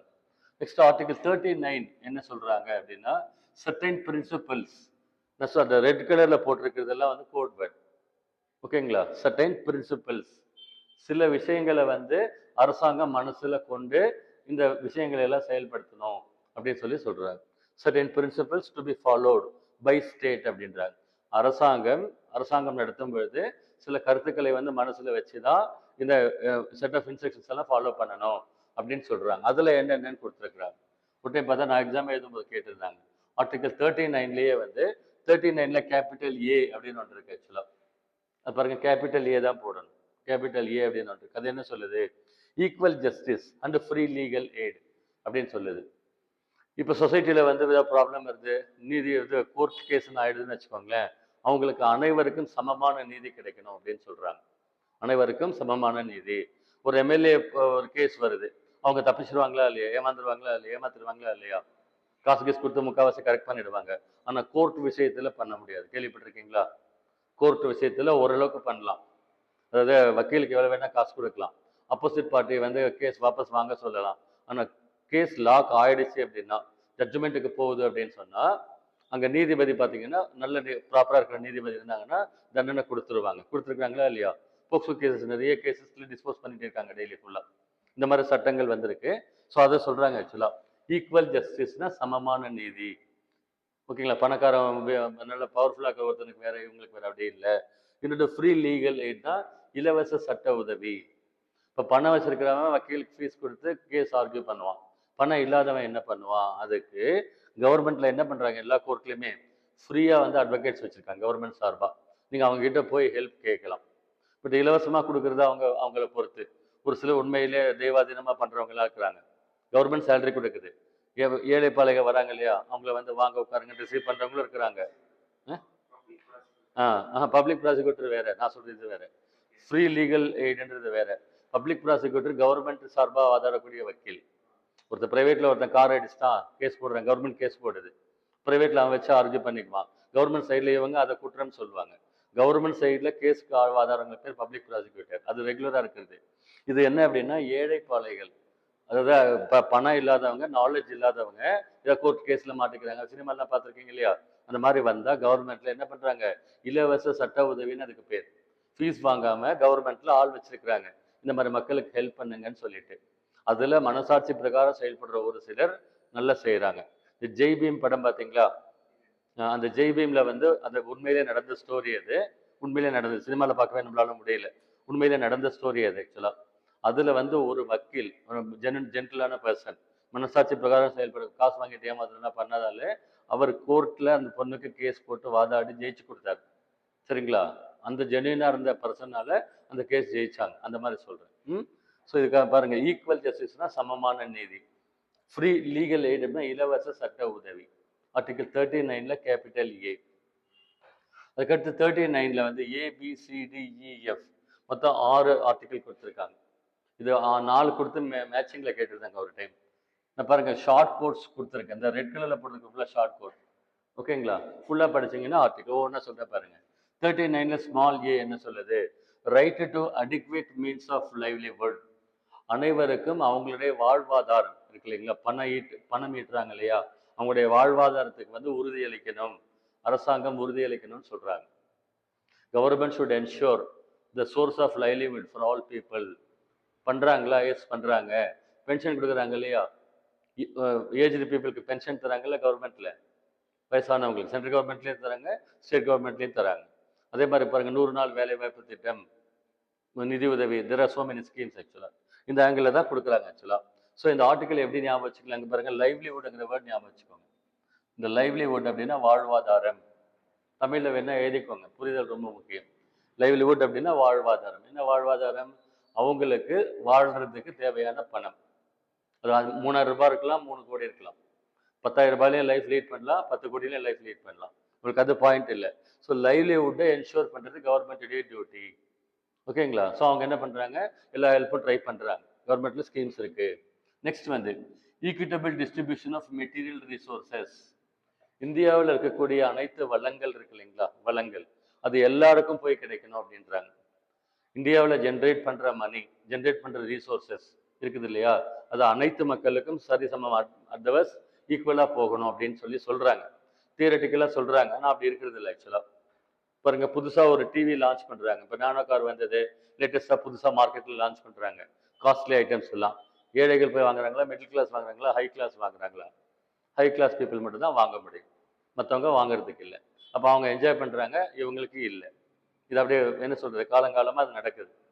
உண்மை தானே? பல்லுக்கிறவன் பட்டாணி சாப்பிட்றான், காசுக்கிறவன் கொடுத்து வாங்குறான், இல்லாதவன் அதுக்கு ட்ரை பண்றான் அப்படின்னு சொல்றாங்க. பாருங்க, மெட்டீரியல் ரிசோர்ஸஸ் அப்படின்னா இயற்கை வளங்கள்னு அர்த்தம் ஆக்சுவலா. இந்தியாவில் இருக்கக்கூடிய இயற்கை வளங்கள், அதன் மூலமா உருவாகக்கூடிய பலன்கள் எல்லாருக்கும் போய் சேரணும், அதை என்ஷூர் பண்றது கவர்மெண்ட்டுடைய வேலைன்னு சொல்றாங்க. ஸோ ரிசோர்ஸஸ்ங்கிற மாதிரி ஞாபகம் வச்சுக்கோங்க. மூணாவது என்ன சொல்றாங்க, prevention of concentration of wealth. ஓகேங்களா? வெல்த்னா என்னது? சொத்து, பணம். என்னது? மணி அக்குமுலேட் ஆகுது. வெல்த்னா என்ன அர்த்தம்? மணி அக்குமுலேட் ஆகுது இல்லைங்களா, அது ஒரு சிலர் கையிலேயே போய் உட்காராம பார்த்துக்கணும் கவர்மெண்ட் அப்படின்னு சொல்லுது. ஓகேங்களா? அரசாங்கத்துல ஒரு சிலர்கிட்ட மட்டுமே பணம் சேர்த்துக்கிட்டே அக்குமுலேட் ஆகிட்டே இருக்கும். இப்போ ஒரு 10 லட்ச ரூபாய் நீங்க கெயின் பண்ணிட்டீங்க, இல்லை ஒரு 1 crore ரீச் பண்ணிட்டீங்க அப்படின்னா, மணி என்ன பண்ணும், அதுல இருந்து இன்ட்ரெஸ்ட் அது இதுன்னு அதுல வர்ற சைடு இன்கம் அப்படின்னு ஜென்ரேட் ஆகி வரும். அண்டர்ஸ்டாண்ட்? ஆனால் சுத்தமா இல்லாம இருந்தா ஒன்றும் பண்றதுக்கு இல்லை. ஓகேங்களா? அதுல என்ன சொல்றாங்கன்னா, ஒரு சிலர்கிட்டயே வந்து சொத்து போய் குவியக்கூடாது, அது அரசாங்கம் பார்த்துக்கணும்னு சொல்றாங்க. ஜெயலலிதா அம்மா வந்து சொத்து குவிப்பு வழக்குன்னு ஒரு வழக்கு போட்டிருந்தாங்க. பாருங்க, இந்த சொன்ன ஆர்டிக்கிளுக்கும் அதுக்கும் சம்மந்தப்படுது. இப்போ மினிஸ்டர்ஸ் எல்லாம் இருக்கிறாங்க இல்லைங்களா, உங்களுக்கு டெய்லி நியூஸ் பார்த்தீங்கன்னா தெரியும், இடி ரெய்டு வருது, கேஸ் போட்டிருக்கிறாங்க, இல்லை அந்த மாதிரி சொத்து அதிகாரமெல்லாம் வச்சு ரொம்ப டார்ச்சர் பண்ணுறாங்கல்ல, அவங்க மேலே கேஸ் போட்டு எல்லாம் தூக்குறாங்களா இல்லையா? செந்தில் பாலாஜி தூக்கி உள்ள வச்சுட்டாங்களா இல்லையா? பணத்தை ஏமாத்துறாங்க, மிஸ்பிஹேவ் பண்றாங்க எல்லாமே. இப்ப சட்டத்திட்டங்கள் கொண்டு வந்து செயல்படுத்தப்படுதுன்னு சொல்றேன். செயல்படுத்துறாங்க. அந்த அம்மாவே அப்படிதான் தூக்கிட்டாங்க. ஜெயலலிதா அம்மா வந்து அரெஸ்ட் பண்ணாங்க இல்லையா? நீதிபதி குன்ஹான் ஒருத்தர் பெங்களூர்ல இருந்தார். ஒரு ஜென்டில் பர்சன், மனசாட்சி பிரகாரம் செயல்படக்கூடியவர். ஓகேவா? அந்த அம்மாவுக்கு வந்து அது வழக்கம் போல போய் கையெழுத்து போட்டு வந்துடலான்னு போச்சு பாவம். அன்னைக்கு போய் பார்த்தா குன்ஹா வந்து கடவுள் ரூபத்துல வந்து உண்மையை எழுதிட்டார். அந்த அம்மா தப்பு பண்ணியிருக்கு அப்படின்னு ரெக்கார்டை எழுதிட்டார். எவ்வளவோ சொல்லியிருக்காங்க எல்லாம். ரொம்ப விஐபி அவங்க, விட்டுருங்க விட்டுருங்கலாம் சொல்லியிருக்காங்க. நோ அப்படின்னு. ஒரு சிலர் வந்து ஒத்துக்க மாட்டாங்க, மனசாட்சி பிரகாரம் செயல்படுவாங்க. ஒருத்தர் தீர்ப்பை எழுதிட்டார், அந்த அம்மா தூக்கி வச்சுட்டாங்க. அந்த அம்மா ஒரு கையெழுத்து போட்டு போயிடலான்னு வந்துச்சு அன்னைக்கு பாவம். அந்த அரெஸ்ட் பண்ணாங்க இல்லையா, அதுக்கு முன்னதான் வந்து 10,000 பேருக்கு போஸ்டிங் சைன் பண்ணிட்டு போச்சு அந்த அம்மா. அந்த டீச்சர் ஜாப்ல ஒய்ஃப்க்குலாம் ஜாப் கிடைச்சது. தெய்வாதீனமாக ஒரு சைன் பண்ணிட்டு போனாங்க. ஒரு நாள் டிலே பண்ணியிருந்தாங்கன்னா இஷ்யூ கிளியராக இருக்காது. கண்டிப்பாக போஸ்டிங் போட்டிருக்க மாட்டாங்க. 10,000 பேருடைய வாழ்க்கையில் ஒளியேற்றிட்டு போச்சு. அந்த அம்மா ஆரம்பத்தில் இருந்ததை விட ஃபினிஷிங்கில் ரொம்ப சூப்பராக இருந்தது. She was highly matured, highly influential. இந்தியாவில் வந்து டான் மாதிரி இருந்தது. இந்தியாவில் மிகப்பெரிய 3வது கட்சி வந்து அந்த அம்மா வச்சுருந்தாங்க. அவ்வளோ பயங்கர பவர்ஃபுல்லாக இருந்தாங்க. பட் என்ன பண்ணுது, முன்வினை பின்வினை எல்லாம் சேர்ந்து சொத்து குவிப்பு வழக்கு, வெல்த் அக்குமுலேஷன் ஸ்கேம் இருக்கு இல்லைங்களா, அதில் ஜட்ஜ்மெண்ட் வந்து மாட்டிக்கிட்டாங்க. அதாவது அந்த கேஸில் மாட்டி பதவி இழந்த முதல் சிஎம் வந்து அந்த அம்மா. சொத்து குவிப்பு வழக்கில் கேஸ், எஃப்ஐஆர்னு சொல்லுவாங்க இல்லையா, உங்கள் மேலே குற்றம் இருந்தால் தான் குற்றப்பத்திரிகை எழுத முடியும். முதல் தகவல் அறிக்கைன்னு சொல்லுவாங்கல்ல, முதல் குற்றப்பத்திரிகை. இந்த எஃப்ஐஆர் எழுதிட்டாங்க அப்படின்னா உங்களுக்கு மேலே குற்றம் இருக்குன்னு அர்த்தம். இப்போ கவர்மெண்ட் ஜாப்ல இருந்தீங்கன்னா வேலை போயிடும். ப்ரைவேட்டில் இருந்தாலும் சில ஆளில் வேலை எடுத்துருவாங்க. அந்த மாதிரி அந்த அம்மாவுக்கு பிரச்சனை ஆயிடுச்சு ஆக்சுவலாக. இது வந்து 3வது வெல்த். இந்த வேர்ட் ஞாபகம் வச்சுக்கோங்க, வெல்த்ங்கிற வார்த்தை பாருங்க, LRW. Next equal pay for equal work. சம வேலைக்கு சம ஊதியம் அப்படின்னு சொல்லி சொல்றோம். ஆக்சுவலாக ஆண்களுக்கும் பெண்களுக்கும் சேலரி ஈக்குவலாக கொடுக்குறாங்களா, ஏற்றத்தாழ்வுகள் இருக்கா? ஏற்றத்தாழ்வுகள் இருக்கு. எங்க இருக்குன்னா அன்ஆர்கனைஸ்ட் செக்டார்ல இருக்கு. இந்த ஜாப் போறாங்க இல்லையா, அதுல 2 சொல்லுவாங்க. ஒன்று ஆர்கனைஸ்டு செக்டார்னு சொல்லுவாங்க. ஆர்கனைஸ்டு செக்டார்னா என்ன அப்படின்னாக்கா, ரெகுலர் சேலரி, ப்ராப்பர் கவர்மெண்ட் நார்ம்ஸ்ல இருக்கிற இன்ஸ்டிடியூஷன்ஸ், கவர்மெண்ட் பிரைவேட் எல்லாம். இப்போ டாடா, டிவிஎஸ், பிரைவேட் கம்பெனிஸ் இருக்கு இல்லையா, லீட் கம்பெனிஸ், அவங்க கவர்மெண்ட், இவங்கெல்லாம் ஆர்கனைஸ் செக்டார். ரெகுலராக சம்பளம் வருது, ஸோ ஜாப் கேரண்டி இருக்கு, 58 வயசுக்கு ரிட்டையர்மெண்ட், இந்த மாதிரி ரெகுலராக இருக்கு, ப்ராப்பராக இருக்குது. இதுக்கு ஆர்கனைஸ் செக்டார் அப்படின்னு பேர். இங்கே வந்து இஷ்யூஸ் இல்லை. ஓகேங்களா? அவங்களுக்கும் இவங்களுக்கும் ஆணுக்கும் பெண்ணுக்கும் ஈக்குவல் சேலரி அந்த மாதிரி கொடுக்குறாங்க. ஆனால் அன்ஆர்கனைஸ் செக்டார் இருக்கு இல்லையா, இந்த பில்டிங் கட்டுறாங்க இல்லைங்களா, அந்த பில்டிங் கட்டுறதுல ஒரு சித்தாளுன்னு சொல்லுவாங்க இல்லையா, சும்மா ஹெல்ப்பர். அது வந்து ஆம்பளால் பொம்பளால் அப்படின்வாங்க. ஆம்பளாளுக்கு 700 ரூபாய், பொம்பளாளுக்கு வந்து 350 ரூபாய், பாதி தான் சம்பளம். என்ன அப்படின்னா, இவர் கொஞ்சம் ஹார்டான ஒர்க் பார்ப்பாரு, இந்த அம்மா வந்து கொஞ்சம் லைட்டான ஒர்க் மட்டும் பார்க்கும் அப்படின்னு அர்த்தம் ஆக்சுவலாக. அங்கே அந்த மாதிரி இருக்கு. ஆனால் ஆர்கனைஸ்டு செக்டாரில் இப்போ அப்படி இல்லை. ஈக்குவல் சேலரி, இதுக்கெல்லாம் சட்டம் இப்போ கொண்டு வந்துட்டாங்க. ஸோ இதுக்கு ஈக்குவல் பே ஈக்குவல் ஒர்க் அப்படின்னு சொல்லி பேர். பாருங்க, LRWEQ. சரியா? 4வது ஆர்டிகல் சொல்லியிருக்கோம். அதுக்கு அடுத்து என்ன சொல்றோம் அப்படின்னா, preservation of health and strength of workers. Preservation of health and strength of workers. இந்த வேர்டு ஹெல்த் ஞாபகம் வச்சுக்கோங்க. ஆக்சுவலாக வேலை செய்கிறாங்க இல்லைங்களா, வேலை செய்கிற இடங்கள்ல, எந்த வேலையான பிரைவேட், கவர்மெண்ட், வாட் எவர், அந்த திரும்பவும் சொல்கிறேன், ஆர்கனைஸ் செக்டார் அப்படின்னா எல்லா பெனிஃபிட்ஸும் இருக்கும். பாருங்க, ஒரு பிரைமரி ஹெல்த் சென்டரும் வச்சுருப்பாங்க அவங்க. இந்த ஃபர்ஸ்ட் எய்ட் சென்டர் மாதிரி வச்சுருப்பாங்க, ஒரு டாக்டரேட்லாம் வச்சுருப்பாங்க. கேன்டீன் ஃபெசிலிட்டி கொடுப்பாங்க, செக்யூரிட்டி வச்சுருப்பாங்க. உங்களுக்கு கவர்மெண்ட் நார்ம்ஸ் உட்பட்டு செயல்படுவாங்க. சேலரி ப்ராப்பராக கிரெடிட் ஆகும், ஜாப் செக்யூரிட்டி இருக்குது. அதே மாதிரி பண பலன்கள், உங்களுக்கு லீவ் பெனிஃபிட், கவர்மெண்ட் நார்ம்ஸ் எல்லாமே இருக்குது. அன்ஆர்கனைஸ் செக்டாரில் வந்து அது இல்லை. அது கொடுத்தா கொடுக்கலாம், அப்படி இருக்கு ஆக்சுவலாக. ஸோ ஆர்கனைஸ் செக்டாரில் எல்லாமே கரெக்டாக இருக்குது. அந்த ஒர்க்கிங் அட்மாஸ்பியர் இருக்காங்க இல்லைங்களா, அந்த இடத்துல வந்து ஒர்க்கர்ஸுடைய ஹெல்த்தை பார்த்துக்கணும். அவங்க ஹெல்த் அஃபெக்ட் ஆகாத அளவுக்கு அந்த ஒர்க்கிங் என்விரான்மெண்ட் இருக்கணும், ஹெல்த் ஆஃப் த ஒர்க்கர்ஸ் அப்படின்னு சொல்லி சொல்கிறாங்க. இப்போ ஆக்சுவலாக ஒரு பையன் நான் நேரில் பார்த்தேன். ஆக்சுவலாக ஒரு கெமிக்கல் இன்ஜினியரிங் கோர்ஸ் படிச்சு அப்படி நம்மக்கிட்ட வந்திருந்த அப்படி ஒரு டைம் வந்து, சரிங்களா, ஃபர்ஸ்ட் டைம் வரும்போது நார்மலாக இருந்தா அப்படி, நம்மள மாதிரி இருந்தா அப்படி, இந்தியன்ஸ் எப்படி இருப்பாங்க அந்த மாதிரி இருந்தா அப்படி. 2வது டைம் வரும்போது பார்த்தீங்கன்னா கொஞ்சம் டல்லாக இருந்தா அப்படி, உடம்பெல்லாம் சூப்பிடுச்சு, உடம்பு சூப்பி இப்படி ஒட்டிடுச்சு. ஓகேங்களா, அப்படி இருந்தா அப்படி. 3வது டைம் வரும்போது பார்த்தா ரெட் இண்டியன்ஸ் இருப்பாங்க இல்லைங்களா, நீக்ரோஸ், முடியெல்லாம் அப்படி கருகி சுருட்டிடும்ல, அந்த மாதிரி முடியெல்லாம் கருகி சுருங்கி அப்படி நீக்ரோ மாதிரி ஆயிட்டார். அதுக்கடுத்து இறந்து போயிட்டார். என்னடான்னு கேட்டால் கெமிக்கல் இண்டஸ்ட்ரியில் ஒர்க் பண்ணுறாரு. He was exposed to chemical issues. So at last he died. இறந்து போயிட்டார் மனுஷன். பயோகானில் ஒர்க் பண்ணிட்டு இருந்தாருன்னு நினைக்கிறேன். அசாடஸ் ஒர்க்குன்னு சொல்லுவாங்க இல்லையா, அந்த மாதிரி இருக்கக்கூடாதுன்னு சொல்லி இதை சொல்கிறாங்க ஆக்சுவலாக. ஸோ இப்போ தனியாக ஆள் வச்சுருக்காங்க. கவர்மெண்ட்டில் ஹெல்த் இன்ஸ்பெக்டர்னே வச்சுருக்காங்க. ஹெல்த் டிபார்ட்மெண்ட் இருக்குது, டிஸ்ட்ரிக்ட் ஹெல்த் ஆஃபீஸர்னு ஒரு ஆள் இருக்காங்க, கீழே ஆளுங்கள்லாம் இருக்கிறாங்க. இந்த பிரைமரி ஹெல்த் சென்டர் ப்ரைவேட்டில் எல்லாத்தையும் இன்ஸ்பெக்ட் பண்ணுறது தான் அவங்க வேலை. இப்போ கவர்மெண்ட்டில் எல்லாமே வச்சுருக்கிறாங்க. அதாவது இதை பேஸ் பண்ணி வச்சுருக்காங்கன்னு சொல்கிறேன், சரிங்களா? So health of the workers, strength of the workers பார்த்துக்கிறோன்றாங்க. லாஸ்ட்டில் வந்து opportunities for healthy development of children, குழந்தைகள் வந்து நல்ல வளர்ச்சி அடைய, ஃபிசிக்கலி மென்டலி. ஃபிசிக்கல்னா நல்லா ஊட்டச்சத்து இருக்கிற சாப்பாடு சாப்பிடணும், ஓடி ஆடி விளையாடணும். செடி கொடி மாதிரி பார்த்துருக்கீங்களா இல்லையா? சில செடி கொடி நல்லா ஸ்ட்ராங்காக வரும், சில செடி கொடி பட்டு போயிடும். அந்த மாதிரி நல்லா ஸ்ட்ராங்காக கொண்டு வரணும், ஆப்பர்ச்சுனிட்டிஸ் நம்ம கொடுக்கணும்னு சொல்கிறாங்க. ஸோ சில்ட்ரன் கேர் பண்ணணும்னு சொல்கிறாங்க, சரிங்களா? பிறகு இதை எப்படி ஞாபகம் வச்சுக்கலாம் அப்படின்னா, LRWEQHC 39ல் ஸ்மால் ABCDEF 6 ஆர்டிக்கல் கொடுத்துருக்கோம். ஒரு டைம் வந்து இந்த 4 ஆர்டிக்கல் கொடுத்து மேட்சிங் கேட்டிருந்தாங்க, ஏபிசிடி கொடுத்து கேட்டிருந்தாங்க. நான் எழுதும்போது அப்போ நான் எனக்கு அவ்வளோவா படிச்சிருக்கல டெப்த்தாக, அதை அப்படிலாம் எக்ஸ்பீரியன்ஸ் ஆகி தான் இப்போ நோட்ஸ் உள்ள டெப்த்தாக எடுத்து வச்சுருக்கோம். ஒரு டைம் படித்தா ப்ராப்பராக படிச்சிடணும், சரியா? ஸோ ஆர்டிக்கல் பாருங்க, ரீகேப் பண்ணலாமா? 36 என்ன சொல்லுது? Definition of state. 37 என்ன சொல்லுது? Nature of DPSP, that means non justiciable. 38 என்ன சொல்லுது? State to secure a social order or social welfare to the people. 39 என்ன சொல்லுது? certain principles to be followed by state அப்படின்னு சொல்லுது.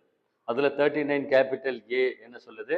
Equal justice and free legal eight, அனைவருக்கும் சமமான சட்ட உதவி, இலவச சட்ட உதவி, சமமான இது வந்து கொடுக்கணும் அப்படின்னு சொல்லுது.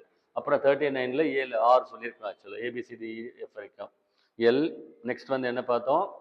R next wealth, next equal pay for equal work, health of the workers, next children, HC அப்படின்னு வரணும். ஓகேங்களா? இதுக்கு பார்த்து ஞாபகம் இருக்கா? ட்ரை பண்ணுங்க பாருங்க. ஆர்டிக்கல் நம்பர் 1லேருந்து 51 மைண்டில் இருக்கணும். அதோட முடிஞ்சுதான் நோ, ஃபுல்லாகவே மைண்டில் இருக்கணும். லிஸ்ட் ஆஃப் அமெண்ட்மெண்ட்ஸ் அது இது எல்லாமே. ஓகேங்களா? நான் சொல்கிறேன் பாருங்க. சும்மா இருந்தால் படம் பார்ப்பாங்களா? படத்தில் ஏதாவது வேல்யூ இருந்தால் பார்ப்பீங்களா? ஏதோ ஒன்று இருக்கணும். இது ஒரு காமெடி இருக்கணும், ஒரு சாங் இருக்கணும், ஒரு நீங்கள் போகிறது பொழுதுபோக்கு டைம் பாஸ்க்கு போகிறீங்க, அதில் உங்களுக்கு பிடிச்ச ஐட்டம் ஏதாவது ஒன்று இருக்கணும். அதே மாதிரி தான் இங்கேயும். சும்மாவே படிச்சிங்கன்னா டிஎன்பிஎஸ்சியில் போஸ்டிங் கொடுப்பாங்க. நாலேஜ் இருக்கணும், ஸ்டஃப் இருக்கணும், ஸ்டஃப் லெவல். இப்போ சும்மாவே இருக்கிறவங்க போனான்னா பர்ஃபார்ம் பண்ணுவானா? இல்லை. இப்போ நாலேஜ் இருக்கிறவங்க போனால் பர்ஃபார்ம் பண்ணுவாங்க தானே? அதனால் படிக்க சொல்கிறேன். Take it positive, understand. அரசு அதிகாரி ஆகணும் அப்படின்னு சொல்லிட்டு இருங்க. பாருங்க, நான் நிறைய பேர்த்து கேள்விப்பட்டிருக்கிறேன், ப்ரைவேட் ஜாபில் என்ன வெல்லாஃபாக இருந்தாலும் ஒரு வேல்யூ இல்லையா சொசைட்டியில், கவர்மெண்ட் ஜாப்ல இருந்தால் வேல்யூவும். ஒரு சில இடத்துல வந்து ரொம்ப பஞ்ச் பண்ணி சொல்லியிருக்காங்க. முதல்வன் படத்தில் வரும், நான் பொண்ணை கொடுத்தா காசுனா கவர்மெண்ட் ஜாப்ல தான் நான் கொடுப்பேன் அப்படின்னு படத்தில் சொல்லுவான். ஊர் பக்கம், டவுன் சிட்டி சைடு விட்டுருங்க, ஊர் பக்கம் இன்னும் பயங்கர வேல்யூ, ஏதோ ஒரு ஜாப் ஆக்சுவலாக. ஸோ நம்மளுக்கு ஒரு அருமையான ஆப்ஷன் வந்து குரூப் எக்ஸாம்ஸில் உள்ளே போகலாம், சரியா? சொல்லுங்க. 37 இது இந்த ஆர்டிக்கல் கேட்குறீங்களா? இந்த டிபிஎஸ்பின்னு சொல்கிறோம் இல்லையா, அரசு நெறிமுறை கோட்பாடுகள் அப்படின்னு இந்த கான்செப்டுக்கு பேர், பார்ட் 4ல். இந்த டாப்பிக்கு பேர் பார்ட் 4, அதாவது பார்ட்டாக பிரிச்சிருக்காங்க. 4வது பிரிவு அரசு நெறிமுறை கோட்பாடுகள் அப்படின்னு பேர். கவர்மெண்ட் நடத்துகிறாங்க இல்லையா, கவர்மெண்ட்னா என்ன சொன்னோம்? முனிசிபாலிட்டியில் வேலை செய்கிற ஒருத்தன் குப்பாடுறான்ல முனிசிபாலிட்டியில், அவனும் கவர்மெண்ட் தானே சொல்லுது அவனை.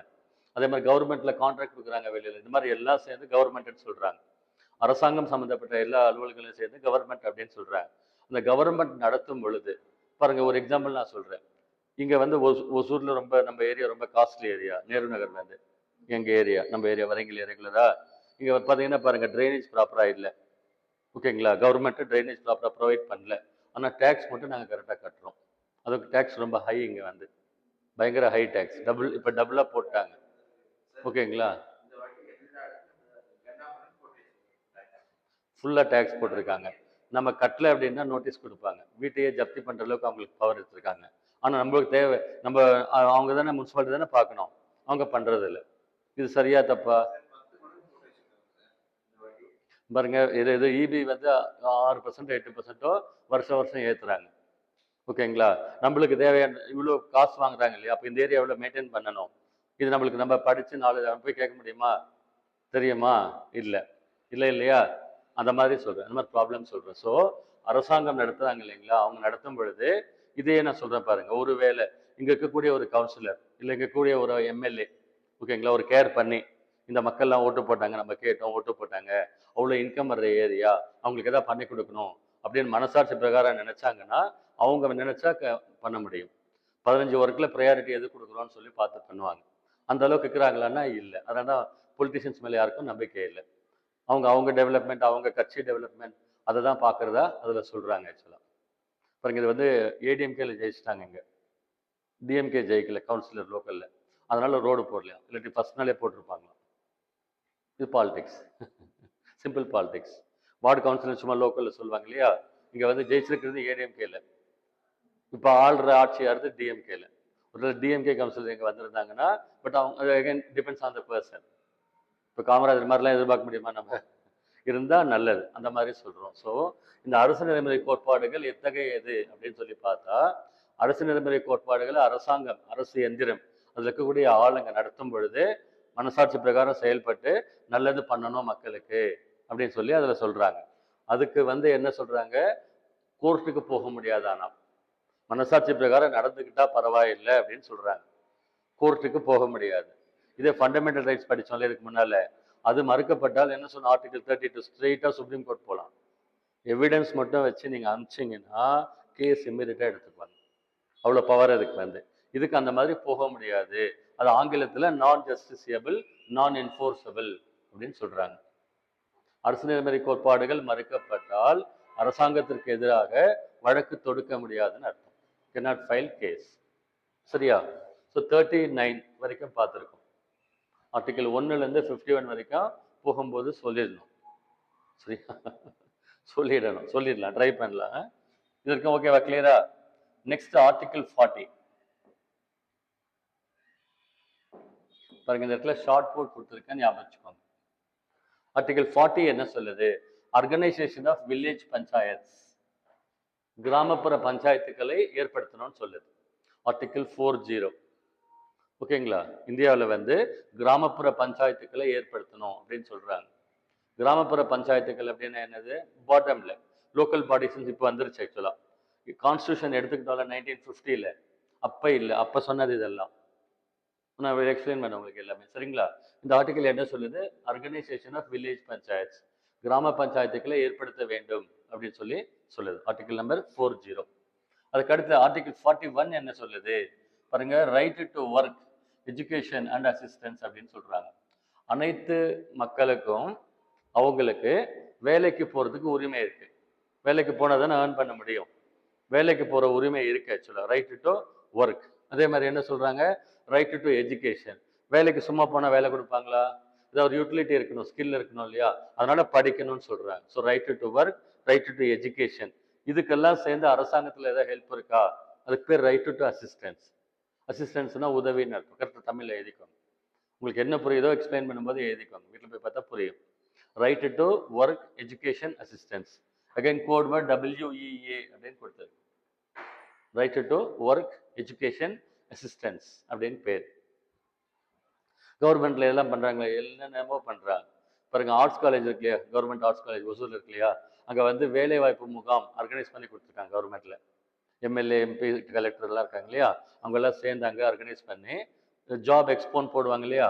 இந்த பக்கம் வேலைக்கு ஆள் தேடுறவங்க, இந்த பக்கம் வேலைக்கு அப்ளை பண்றவங்க, இவங்க 2 பேருக்கும் ஒரு பெருசா வந்து எக்ஸிபிஷன் மாதிரி கவர்மெண்ட் சப்போர்ட் பண்ணுது. கொஞ்சம் நார்ம்ஸ் பெட்டரா இருக்கும். அங்கே வச்சு அவங்கள கூப்பிட்டு இங்கே 20 பேர் இன்டர்வியூக்கு வராங்க, அந்த எங்களுக்கு இவங்களை பிடிச்சிருக்கு நாங்கள் எடுத்துக்கிறோம் அப்படின்னு போவாங்க. அதில் அட்லீஸ்ட் ஒரு 100 கேஸாக தான் கிளியர் ஆகும். பேப்பரில் பார்த்தீங்கன்னா போடுவாங்க. இந்த மாதிரி கவர்மெண்ட் சைடில் சப்போர்ட் பண்ணுறாங்க எல்லாத்துக்குமே. ஓகேங்களா? அதை பண்ணணும்னு கொடுத்துருக்காங்க ஆக்சுவலாக. Right to work, education and assistance. Next better human conditions of work and maternity relief அப்படின்னு சொல்லி ஒன்று கொடுத்துருக்காங்க பாருங்க. Human conditions of work and maternity. மெட்டர்னிட்டினா எம்எல். ஆக்சுவலாக ஜாப்ல இருக்காங்க இல்லையா, கவர்மெண்ட்ல, பிரைவேட்ல, ஆர்கனைஸ்டு செக்டார்ல. திரும்ப சொல்றேன் பாத்துங்க, ஆர்கனைஸ்டு செக்டார்ல. இப்போ Titan company, TVS company, Ashok Leyland, Caterpillar, TCS, Wipro, இந்த மாதிரி இது கம்பெனிஸ் வந்து ப்ராப்பர் கம்பெனிஸ். இது சும்மா லோக்கல் ஒரு ஃபுட் கம்பெனி வச்சிருக்காங்க, அவங்க நார்ம்ஸ் என்ன ஃபாலோ பண்றாங்கன்னு நம்மளுக்கு தெரியாது. இது லீட் கம்பெனிஸ். அதே மாதிரி கவர்மெண்ட் ஜாப்ல இருக்கிற எல்லாருக்குமே, சரிங்களா? பாருங்க, இது ஒரு இம்பார்ட்டன்ட் விஷயம் சொல்றேன். எம்எல் அப்படின்னு ஒன்று இருக்கு ஆக்சுவலா, மெட்டர்னிட்டி லீவ். ஆர்டிக்கல் வந்து மெட்டர்னிட்டி லீவ்னு சொல்லுது. அது என்ன அப்படின்னா, அவங்க கன்சீவ் ஆனாங்கன்னா கவர்மெண்ட்ல ஃபர்ஸ்ட் 3 மாசம் பெய்ட் லீவ் கொடுத்தாங்க. 3 மாசம் உங்களுக்கு லீவ் கன்சீவ் ஆயிட்டாக்க. ஏன்னா குழந்தை பிறக்கும் போது என்ன பண்ணணும், பார்த்துக்கணும், கேர் பண்ணணும் அப்படின்னு சொல்லிட்டு கவர்மெண்ட்ல ஃபர்ஸ்ட் 3 மந்த்ஸ் பெய்ட் லீவ் கொடுத்தாங்க. அதை 6 மந்த்ஸ் ஆக்குனாங்க, 9 மந்த்ஸ் ஆக்குனாங்க. இப்போ 1 இயர், 1 இயர், ஒரு வருஷம், ஒரு வருஷம் பெய்ட் லீவ். 1 லட்சம் சம்பளம் வாங்கிட்டு இருக்கீங்க, ஆறாம வீட்டில் வந்து எந்த தொந்தரவுமே இல்லாம குழந்தைய பெற்று அழகா வந்து பார்த்துக்கலாம். 1 இயர் லீவ். நான் சொன்ன இந்த செக்டார்ல கொடுக்குறாங்க, கவர்மெண்ட்லேயும் கொடுக்குறாங்க, ப்ரைவேட்லேயும் லீட் கம்பெனிஸில் கொடுக்குறாங்க. இது ஒரு சில ஏரியாஸ்ல கிடையாது. எங்கள் சிஸ்டர் வந்து ஒரு காலேஜில் ஒர்க் பண்ணிட்டு இருந்தாங்க, எம்பிஏல வந்து லெக்சராக இருந்தாங்க. அவங்களுக்கு மேரேஜ் ஆகி கன்சீவ் ஆனாங்க. அந்த பீரியடில் வீட்டில் லீவில் இருந்தாங்க. அங்கே பெனிஃபிட்ஸ் அவங்க கொடுக்கல. காலேஜில் நாங்கள் பெரிய காலேஜ்லாம் சொல்லிக்கிறாங்க, பட் அவங்க கொடுக்கல ஆக்சுவலாக. சரிங்களா? அவங்களுக்கு சேலரியும் கிடையாது. லீவ் போட்டுட்டு திரும்பி போனாங்க. கன்சீவ் ஆகிட்டு குழந்தை பிறந்து திரும்பி அப்ளை பண்ணும்போது அவங்கள வந்து அந்த 5 வருஷம் எக்ஸ்பீரியன்ஸ் எடுத்துக்க மாட்டோம்ட்டாங்க. திருப்பி ஃப்ரெஷ்ஷாக வர்ற மாதிரி கணக்காம். ப்ரைவேட்டில் வந்து அன்ஆர்கனைஸ்ட் செக்டார் இருக்குது ஆக்சுவலாக, அதில் போனால் இப்படி எக்ஸ்ப்ளாய்ட் பண்ணுவாங்க. இதெல்லாம் மீன் பண்ணி தான் உங்களுக்கும் சொல்கிறேன். என்ன ஆனாலும் சரி, நீங்கள் 10 நாள் சாப்பிட்லாம் கூட பரவாயில்ல, ஜாப் வாங்கிட்டு போயிடுங்க. கம்ஃபர்ட் பார்க்காதீங்க. நான் சொன்னால் கேளுங்க, கம்ஃபர்ட் பார்க்காதீங்க. கம்ஃபர்ட் ஜோனில் இருக்கிறவங்களால எதுவும் அச்சீவ் பண்ண முடியாது. நீங்கள் கம்ஃபர்டபுளாக இருக்கீங்க, டென்ஷனில், கோவத்தில், ஏதாவது ஒரு கடுப்பில், விரக்தியில், வெறுப்பில் அப்படிலாம் இருந்தீங்கன்னா ஏதாவது ஒரு அவுட்புட் வரும்.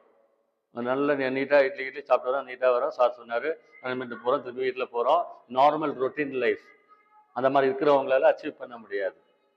அண்டர்ஸ்டாண்ட்? எக்ஸ்ட்ராவாக வந்து ஒரு ஆப்பிடைட் இருக்கணும், சாதிக்கணும், அச்சீவ் பண்ணணும், வரணும் அப்படின்னு சொல்லிட்டு. நான் சொல்கிறது ரைட்டாக இல்லையா? சினிமாலாம் பார்த்துருக்கீங்களா இல்லையா? வீட்டில் வந்து இப்போ வளர்ந்த பசங்க படிக்க வச்சு ஆளாக்குறாங்க அப்பாங்க. அவங்க ஜாபுக்கு போகலன்னா என்ன சொல்லுவாங்க? தண்டச்சோறு, வீட்டில் உட்காந்துருக்கான், சொன்னால் கேட்கறதில்ல, மொபைல் நோண்டிட்டு இருக்கான், பசங்க கூட சேர்ந்து பிக்னிக் போகிறான், சுற்றுறான், இப்படி பேசுவாங்களா இல்லையா? ஸோ நம்ம டிக்னிட்டி, செல்ஃப் டிக்னிட்டி நம்ம விட்டு தரக்கூடாது. ஆப்பர்ச்சுனிட்டிஸ் நிறைய இருக்கா இல்லையா? ஆனால் என்ன பண்ணணும்? படிச்சிருக்கணும், நாலேஜாக இருக்கணும், நம்ம கம்ப்ளீட் பண்ணணும். பாருங்க, ஐஏஎஸ் எக்ஸாம் கிளியர் பண்ணீங்கன்னா it is very clear that you can become an IAS officer straight அவே. சரி, அண்ணாமலை வந்து ஐபிஎஸ் எக்ஸாம் பாஸ் பண்ணியிருக்காரு. பாருங்க, ஐபிஎஸ் எக்ஸாம் பாஸ் பண்ணாரு, ஆள் நல்லா பயங்கர சூப்பராக பெர்ஃபார்ம் பண்ணியிருக்காரு.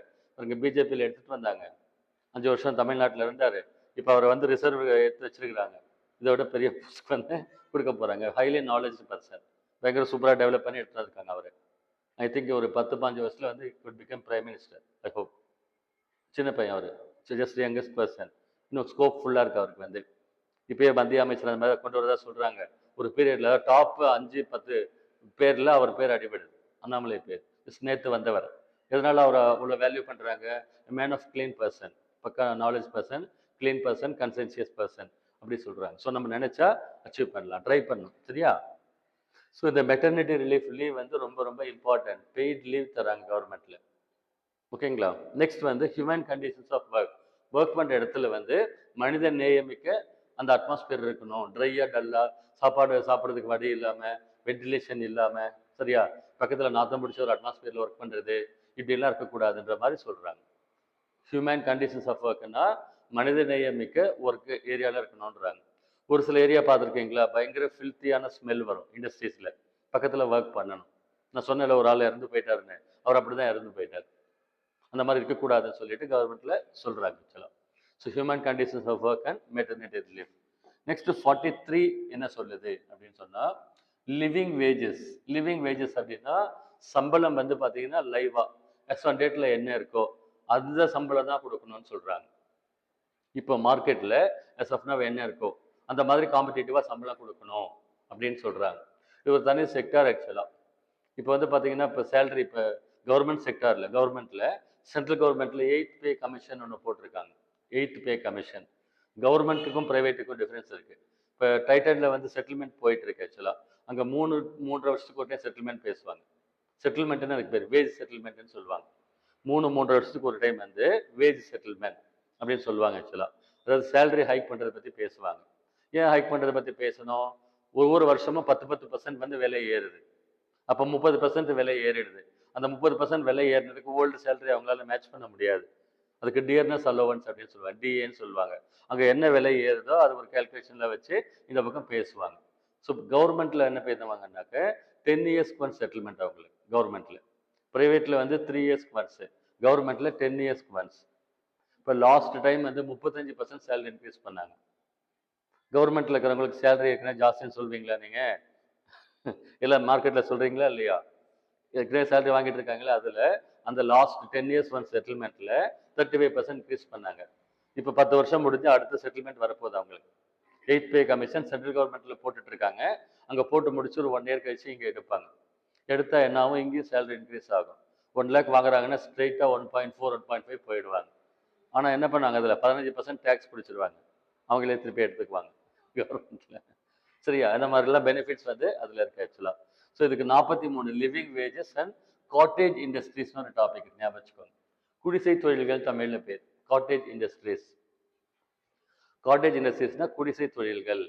இந்த பீடி சுத்துறதுன்னு சொல்லுவாங்கல்ல, சிவகாசியில் சொல்கிறாங்க இல்லையா, பீடி சுத்துறது, இந்த பாக்கு மட்டை உருவாக்குறது, பாய் பின்னுறது அப்படின்னு சொல்லிட்டு குடிசை தொழில்கள் அப்படின்னு அதுக்கு பேர் காட்டேஜ் இண்டஸ்ட்ரீஸ். அதை வந்து டெவலப் பண்ணணும், அந்த ஃபேமிலி ஃபுல்லாக சேர்ந்து அதில் ஒர்க் பண்ணணும். ஊர் பக்கம் அந்த மாதிரி ரூரல் சைடில் அந்த மாதிரி இண்டஸ்ட்ரீஸ் இருக்குது, அதை ப்ரொமோட் பண்ணணும்னு சொல்கிறாங்க ஆக்சுவலாக. So 43 living wages promotion of cottage industries. 43ல் ஏபி அப்படின்னு 2 கொடுத்துருக்காங்க. இந்த ஏபின்னா உள்ள இன்சர்ட் பண்ணியிருக்காங்க, சட்ட திருத்தம் மூலமா ஆட் பண்ணியிருக்காங்க. இதில் என்ன சொல்றாங்க? Workers participation in management. இந்த கான்செப்ட் புரிஞ்சுக்க முடியுதா பாருங்க. மேனேஜ்மெண்ட் இருக்கு இல்லைங்களா, கம்பெனிஸ்ல மேனேஜ்மெண்ட் வேற, ஒர்க்கர்ஸ் கேட்டகரி வேற. மேனேஜ்மெண்ட் அப்படின்னா என்ன அப்படின்னாக்க, மேலே supervisor, foreman, manager, deputy manager, group manager, plant in charge, vice president, president, director, so many positions. சரிங்களா? இந்த பக்கம் பார்த்தீங்கன்னா பாட்டம்ல, அதாவது செமி ஸ்கில்டு பர்சன் சொல்லுவாங்க. இவங்க மேனுவல் ஜாப்ஸ் பண்ணுவாங்க, அவங்க இவங்கள மேய்ப்பாங்க. சூப்பர்வைஸ் பண்ணுறதுன்னா என்ன அர்த்தம்? 50 பேர் வேலை செய்கிறாங்கன்னா அவங்கள மேய்ப்பாங்க. ஒரு எக்ஸாம்பிள் சொல்ல பாருங்க. நான் டைட்டனில் ஒர்க் பண்ணிட்டு இருந்தேன். நான் 10th முடிச்சுட்டு நான் போனேன். இப்போ எனக்கு வந்து சப்போஸ் கம்பெனியில் இருந்தால் 1.5 லட்ச ரூபா சம்பளம். 10th முடிச்சுட்டு 35 வருஷம் சர்வீஸ், அப்படி ஒரு கணக்கு. நான் 10 வருஷம் முன்னால் விஎஸ் வாங்கிட்டு வந்துட்டேன். அதே வந்து ஒரு டிப்ளமோ முடிச்சுட்டு உள்ளே போனவங்க, ஒரு பிஇ முடிச்சுட்டு உள்ளே போனவங்க, அவங்க வந்து 10 லட்ச ரூபா மந்த்லி சேலரி, 10 lakhs. நம்ம ப்ரொமோஷன் வந்து கொஞ்சம் கொஞ்சமாக இருக்கும். அங்கே ப்ரொமோஷன் ஒரே jump, long jump. Factory in charge ஒருத்தர் என் கூட இருந்தார், ஒருத்தர் ஃபேக்ட்ரி இன்சார்ஜ் ஆகிட்டார். ஃபேக்ட்ரி இன்சார்ஜ், நானும் அவர் பக்கத்தில் உட்காந்துருப்போம். நான் வெறும் 10th ஜாயின் பண்ணேன், அப்புறம் படிச்சிருக்கேன் நான், பட் நான் செல்ஃபாக படித்தேன். ஜாயின் பண்ணுற பாயிண்டில் நான் சொல்கிறேன், ஓகேங்களா? அப்போ டிகிரி முடித்தவங்க பயங்கர வேல்யூபிளாக போனாங்க. லைஃப் சான்சஸ்ன்னு சொல்லுவாங்க.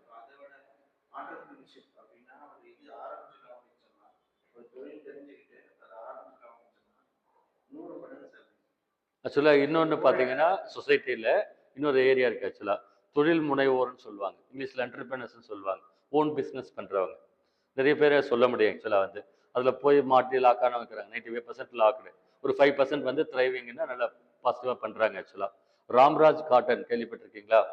ராம்ராஜ் காட்டன், காட்டன் சாரினாவே அந்த தோத்தி சாரி இதுனாவே வேட்டி சட்டைனாவே ராம்ராஜ்னு சொல்லி வந்திருக்கு இல்லையா? அவங்க ஸ்டார்ட் பண்ணும்போது இட் வாஸ் நத்திங். இப்போ வந்து பார்த்தீங்கன்னா ஒரு 700 crores மேலே டர்ன் ஓவர் பண்ணுறாங்க. 700 crores மேலே. லாஜிக் என்னது? இந்தியாவில் தமிழ்நாட்டில் ஆரம்பித்தாங்க. தமிழ்நாட்டிலே 9 கோடி பேர் இருக்கிறாங்க. அதில் வேட்டி கட்ட ஒரு 30,000 பேர் வச்சுக்கோங்க. அப்புறம் பக்கத்தில் இல்லை தெலுங்கு, ஆந்திரா, கர்நாடகா. இப்போ இன்னொரு அடிஷ்னலாக சூப்பராக ஒன்று கொடுத்துருக்கீங்க, ஆன்லைன். எவன் எங்கே வேணால் வந்து ஆன்லைனில் ஆர்டர் பண்ணலாம், எந்த டென்ஷனுமே கிடையாது. கடைக்கு போனால் கூட டென்ஷன், நீங்களே இங்கே எல்லோவா ப்ரௌனாக செலக்ட் பண்ணி இன்புட் கொடுத்துட்டு எல்லாமே நீங்கள் கேட்குற எல்லாம் கொடுக்குறான். கேஷ் ஆன் டெலிவரி வரைக்கும் கொடுக்குறான், ஆமாவா இல்லையா? ஸோ பொருள் இஷ்டத்துக்கும் ஆர்டர் பண்ணுறாங்க, அங்கேருந்து வருது. ஸோ பிஸ்னஸ் கெட்ஸ் எக்ஸ்பேண்டட் இல்லைங்களா? இப்போ 10 பேர் வர்ற இடத்துல வந்து 1 லட்சம் பேர் வந்தால் விலை குறைவாக இருந்தாலும் இன்க்ரீஸ் ஆகும். இந்த மாதிரி தான் அந்த எம்பையர் பில்ட் பண்ணுறாங்க. இப்போ டைட்டன் எல்லாருமே அப்படி தான் வந்தாங்க, இண்டஸ்ட்ரீஸ் ஃபுல்லாகவே இப்படி தான் கொண்டு வந்தாங்க. ஸோ அந்த மாதிரி இருக்காங்க. அந்த மேனேஜ்மெண்ட் இருக்கு இல்லையா, அதில் ஒர்க்கர்ஸ்னாக்க என்ன, தொழிலாளர்கள். இவங்க பாட்டம் கேட்டகரி, அவங்க சூப்பர்வைசர் கேட்டகரி, அதுக்கு மேலே ஆக்சுவலாக. இப்போ கவர்மெண்ட்டில் என்ன சொல்கிறாங்கன்னா, இவங்க இந்த கிளாஸாகவே இருக்கணும் அப்படின்றதுலாம் அந்த காலகட்டம். இவங்களுக்கு குவாலிஃபிகேஷன் இன்க்ரீஸ் பண்ணிக்கிட்டாங்கன்னா, அடிஷ்னலாக டிகிரி டிப்ளமோலாம் படித்தாங்கன்னா அவங்களுக்கு மேனேஜ்மெண்ட்டில் வேலை கொடுங்க, ரோல் கொடுங்க, ப்ரொமோட் பண்ணுங்க அப்படின்னு சொல்லி ஒரு கான்செப்ட் சொல்லியிருக்காங்க, ஒர்க்கர்ஸ் பார்ட்டிசிபேஷன் இன் மேனேஜ்மெண்ட் அப்படின்னு. எங்களுக்கு அகைன் வந்து டைட்டன் கம்பெனியில் எக்ஸாம்பிளாக சொல்கிறேன். நாங்கள் வந்து 10th முடிச்சுட்டு எம்ப்ளாயீஸாக போயிருந்தோம்னு சொன்னோம் இல்லையா, அதில் குவாலிஃபிகேஷன் அப்கிரேட் பண்ணவங்க, டிப்ளமா படித்தவங்கள இன்ஜினியரிங் கேட்டகரியில் எடுத்துக்குவாங்க, டிகிரி முடித்தவங்கள வேறு கேட்டகரியில் ப்ரொமோட் பண்ணிக்கிட்டாங்க. நிறைய பேர் அந்த எக்ஸாம் தனியாக ஒரு சும்மா எக்ஸாம் இன்டர்வியூலாம் வச்சு எடுத்தாங்க. அந்த மாதிரி ப்ரொமோட் ஆகி போனாங்க நிறைய பேர். அதாவது ஒர்க்கராக ஜாயின் பண்ணுவாங்க, கடைசி வரைக்கும் ஒர்க்கராக இருக்கணுன்றது அப்போ. இப்போ என்ன பண்ணாங்க, ஒரு பையன் என் கூட இருந்தான். இன்ஃபேக்ட் நான் பயங்கரமாக படிச்சிருக்கிறேன், வெரி ஃபார்வர்ட் பர்சன். நான் டிகிரி படிச்சப்போ வேறு யாருமே படிக்கல. 94 நான் டிகிரி முடித்தேன். வேறு யாரும் இப்போ படிக்கவே இல்லை, செட்லேயே படிக்கல. நான் உள்ள கம்பெனியில் வந்து எதுவுமே ட்ரை பண்ணல. நான் எனக்கு படிச்சுட்டு இருந்தேன், ஐஏஎஸ் எக்ஸாம் ட்ரைனிங் அக்குப்பைடாக இருப்பேன் ஃபுல்லாக அப்படின்னு நான் போகல. என் கூட படித்த ஒரு பையன் போய் பிளான்ட்டுக்கே இன்சார்ஜாக இருக்கான்னா பார்த்துக்கோங்க. ஓகேங்களா, ஒரு சின்ன பிளான் புதுசாக அவுட்டரில் கொடுத்துருக்காங்க, அதுக்கு இன்சார்ஜாக இருக்கான். அதில் போய் அவன் செட் ஆகிட்டான். இந்த மாதிரி நிறைய பேர் போயிருக்கிறாங்க. இந்த கான்செப்டுக்கு பேர் ஒர்க்கர்ஸ் பார்ட்டிசிபேஷன் இன் மேனேஜ்மெண்ட் அப்படின்னு சொல்லி பேர். 43B என்ன சொல்றாங்க, கோஆபரேட்டிவ் சொசைட்டிஸ்னு ஒன்று இருக்கு. ஆக்சுவலா கோஆபரேட்டிவ் சொசைட்டிஸ், கூட்டுறவு சங்கங்கள் அப்படின்னு சொல்லிட்டு. கூட்டுறவு சங்கம் நம்ம என்ன கேள்விப்பட்டிருக்கிறோம் ஆக்சுவலா பாருங்க. இந்த என்ட்ரான உடனே ஒரு பேங்க் இருக்கு, தர்மபுரி கிரெடிட் கோஆபரேட்டிவ் சொசைட்டி அப்படின்னு சொல்லிட்டு. பணம் எல்லாம் போடுறது, அந்த பணம் பூல் ஆகுது, அது அவங்க தேவைக்கு வந்து கடனாக எடுத்துக்கிறது, அதுக்கு வட்டி கட்டு. இப்போ ஒரு ஃபினான்ஷியல் பொசிஷன் இருக்கும் இல்லையா, அதுக்கு கோஆபரேட்டிவ் சொசைட்டிஸ்ன்னு பேர், கூட்டுறவு சங்கங்கள். இப்போ ஒரு சுகர் ஃபேக்டரி கட்டணும், கவர்மெண்ட் அப்படியே ஃபுல்லாக ஒரு 300 கோடி தேவைப்படுதுன்னா கவர்மெண்ட்டே கொடுத்துட்டா பரவாயில்ல. அப்படி இல்லை அப்படின்னா அந்த இடத்துல கூடிய அந்த வில்லேஜில் அந்த ஊரில் இருக்கிறவங்க எல்லாம் சேர்ந்து ஒரு 10,000 போட்டு அதுக்கு பேர் கூட்டுறவு சங்கம்னு பேர். அந்த ஆக்டிவிட்டிஸ் பண்ணுறது. இது எல்லா இடத்துலையுமே எல்லா மட்டங்கள்லையுமே இருக்கு. அப்படியும் இருக்கு, இப்படியும் இருக்கு, எல்லாமே இருக்கு. ஊர் பக்கம் அதிகமாக இருக்கு. கோஆபரேட்டிவ் சொசைட்டிஸ்ன்னு சொல்லுவாங்க. இந்த விதையெல்லாம் வச்சிருக்காங்கல்ல விவசாயிகளுக்கு வந்து, அந்த வேளாண் பயிர் கடன் சங்கம், கூட்டுறவு சங்கம், அது மாதிரி நிறைய வச்சிருக்கலாம். ஸோ 43B என்ன சொல்லுதுன்னா கோஆபரேட்டிவ் சொசைட்டிஸ் பற்றி சொல்லுது. 44 ஒரு ஆர்டிக்கல் இருக்கு, ஒரு இன்ட்ரெஸ்டிங்கான ஆர்டிக்கல் 44. யூனிஃபார்ம் சிவில் கோட் அப்படின்னு அதுக்கு பேர். ஆக்சுவலா தமிழ்ல எழுதிக்கோங்க, பொது சிவில் சட்டம்னு பேர். தமிழ்ல பொது சிவில் சட்டம், யூனிஃபார்ம் சிவில் கோட் அப்படின்னு பேர், பொது சிவில் சட்டம் அப்படின்னு சொல்லி சொல்றாங்க. இந்த பொது சிவில் சட்டம் அப்படின்னா என்ன அப்படின்னா, இப்போ அமெரிக்காவில் ஒருத்தன் இருக்கான், ஓகேங்களா. எல்லாரும் எப்படி இருக்காங்க பார்க்கறதுக்கு, கோட் சூட் போட்டிருக்கானுங்க, எல்லாம் கார் வச்சிருக்கிறாங்க, எல்லாம் இங்கிலீஷ் பேசுறானுங்க, எல்லாரும் யாரை கும்பிடுறாங்க, இயேசுவை கும்பிடுறாங்க. பார்த்தா எல்லாம் ஒரே மாதிரி இருக்கா, இருக்கு இல்லையா. அதாவது இங்கிலீஷ்ல ஹோமோஜினஸ் கல்ச்சர்னு சொல்லுவாங்க, பார்க்க ஒரே மாதிரி எல்லாமே ஏ டு ஜெட் இருக்கு அப்படின்னு. இந்தியாவில் அப்படி இருக்கா, இல்லை. பஞ்சாபிக்கார் எப்படி ட்ரெஸ் பண்ணுறான், தமிழ்நாட்டுக்கார் எப்படி ட்ரெஸ் பண்ணுறான், கேரளாவில் என்ன யூஸ் பண்ணுறாங்க, பெங்காலியில் ஸ்வீட் என்ன போடுறாங்க, எல்லாமே வித்தியாசமாக இருக்குது இந்தியாவில் ஃபுல்லாக. இதை என்ன சொல்கிறோம், டைவர்சிட்டி அப்படின்னு சொல்கிறோம் இல்லையா. யூனிட்டி இன் டைவர்சிட்டின்னு சொல்லுவோமா இல்லையா. இவர் சொல்லியிருக்கார், நேரு சொல்லியிருக்கார், யூனிட்டி இன் டைவர்சிட்டி அப்படின்னு சொல்லிட்டு. ஸோ அந்த மாதிரி நம்ம நாட்டில் வந்து பல டிஃப்ரென்சஸ், பல வேறு மாதிரிலாம் இருக்கு இல்லையா. அந்த மாதிரிலாம் இருக்கக்கூடாதுன்னு சொல்லிட்டு ஒரு சட்டம் போட்டிருக்காங்க புதுசாக, யூனிஃபார்ம் சிவில் கோட், பொது சிவில் சட்டம் அப்படின்னு பேர். இது இந்தியாவில் கொண்டு வரணும். இப்போ அமெரிக்காவில் இருக்கிற மாதிரி பாருங்க, ஒன் கண்ட்ரி ஒன் ரிலிஜியன், அங்கே இயேசு மட்டும் தான் கும்பிடுறாங்க. அதாவது மெஜாரிட்டியை சொல்கிறேன், இயேசு மட்டும் தான் கும்பிடுறாங்க. என்ன லாங்குவேஜ் பேசுகிறாங்க, ஒன்லி இங்கிலீஷ். அவங்க கல்ச்சர் எப்படி இருக்குது, எல்லாம் ஒரே முகமாக இருக்குது. நம்ம இங்கே அப்படி இல்லை, எவ்வளோ கடவுளை கும்பிடுறோம், எவ்வளோ மதங்கள் இருக்குங்க, இந்த மாதிரி மிக்சடாக வேற இருக்கு இல்லையா. இதெல்லாம் கலைஞ்சிட்டு பார்க்க அதே மாதிரி ஹோமோஜினஸ் கல்ச்சராக கொண்டு வரணும் அப்படின்னு இந்த யூனிஃபார்ம் சிவில் கோட் சொல்கிறாங்க. குறிப்பாக என்ன சொல்கிறாங்க அப்படின்னா, இந்தியாவில் வந்து இந்து மதம், கிறிஸ்தவ மதம், இஸ்லாமிய மதம் எல்லாமே இருக்கு இல்லைங்களா. மேரேஜஸ் இருக்கு இல்லையா, மேரேஜ் பண்ணுறாங்க இல்லையா, அந்த மேரேஜ் பண்ணுற சட்டம் அதுக்கு சிவில் சட்டம்னு பேர். சிவில் சட்டம்னா என்னன்னாக்க, சாதாரணமாக வாழ்க்கை வாழ்கிறோம் இல்லையா, சாதாரணமாக நார்மலாக, அது பேர் வந்து சிவில் லைஃப்னு சொல்லுவாங்க. அந்த சிவிக்ஸ் அந்த சப்ஜெக்டுக்கு பேர் குடிமையியல் அப்படின்னு பேர். சாதாரணமாக மக்கள் சமூகம் வாழ்றதுக்கு பேர் வந்து சிவில் சட்டம் அப்படின்னு சொல்லுவாங்க ஆக்சுவலா. சரிங்களா. இந்தியாவில் அதில் வந்து இப்போ மேரேஜ் அந்த கான்செப்ட் எடுத்துக்கலாம் பாருங்க. இந்து மதத்தில் வந்து என்ன சொல்றாங்கன்னா, ஒருத்தனுக்கு ஒருத்தி இன்னும் கான்செப்ட் இருக்கு மேரேஜ் பண்றதுல.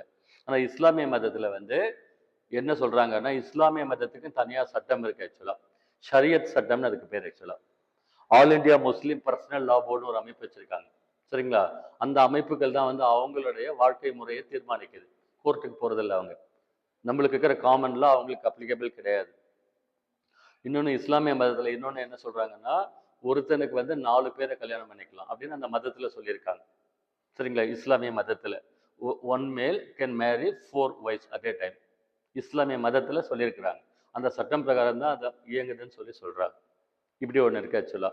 அதில் இன்னொரு இஷ்யூ என்ன இருக்கு அப்படின்னாக்க, அந்த ஹஸ்பண்ட் இருக்கார் இல்லையா, அவருக்கு ஒய்ஃப் ஏதோ ஒரு இஷ்யூ, ஒப்பீனியன் டிஃபரன்ஸ் பிடிக்காம போயிடுச்சு அப்படின்னு சொன்னா, தலக் தலக் தலக் அப்படின்னு சொல்லிட்டு 3 டைம் சொன்னா அதோட டிவோர்ஸ் ஆயிடுச்சான். அந்த அம்மா திருப்பி வரக்கூடாது, நோ கனெக்ஷன். அப்போ குழந்தைங்க 2-3 குழந்தைங்க இருந்தா என்ன பண்றது, ஏது பண்றது, question mark. Husband is very free, he can go for 5th wife altogether 4. So இந்த மாதிரி வந்து இஸ்லாமிய மதத்தில் இருக்கு ஆக்சுவலாக. ஓகேங்களா? அவங்க மதத்தில் அவங்க கான்செப்டில் அவங்க சொல்லியிருக்கிறாங்க, அவங்க ஃபாலோ பண்ணுறாங்க. தப்பாக நம்ம சொல்கிறதுக்கு இல்லை, அவங்க இஷ்டம் அது, அப்படி வச்சிருக்கிறாங்க ஆக்சுவலாக.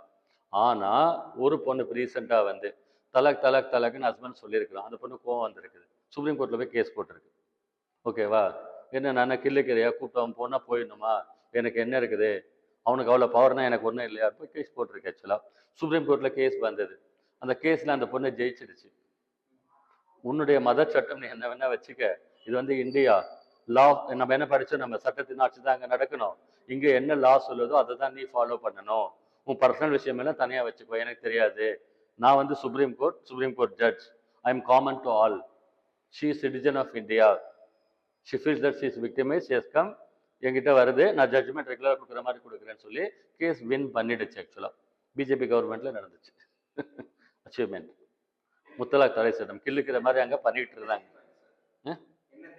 அதை தீர்ப்பாச்சுன்னா அந்த பொண்ணுக்கு ஃபேவராக இருந்தது. அந்த பொண்ணு என்ன கேட்டுச்சோ அதுக்கு ஃபேவராக, அந்த மாதிரி பண்ணக்கூடாது, தலாக் நம்ம அதை முத்தலாக் தடை சட்டம் மூலமாக டிவோர்ஸ் பண்ணாங்கன்னா, கேஸ் போட்டாங்கன்னா அவனுக்கு உள்ள வச்சிருவாங்க. முஸ்லீம் மத சட்டம் சொல்லுது, அதெல்லாம் எங்களுக்கு தெரியாதுன்னு சொல்லிட்டாங்க.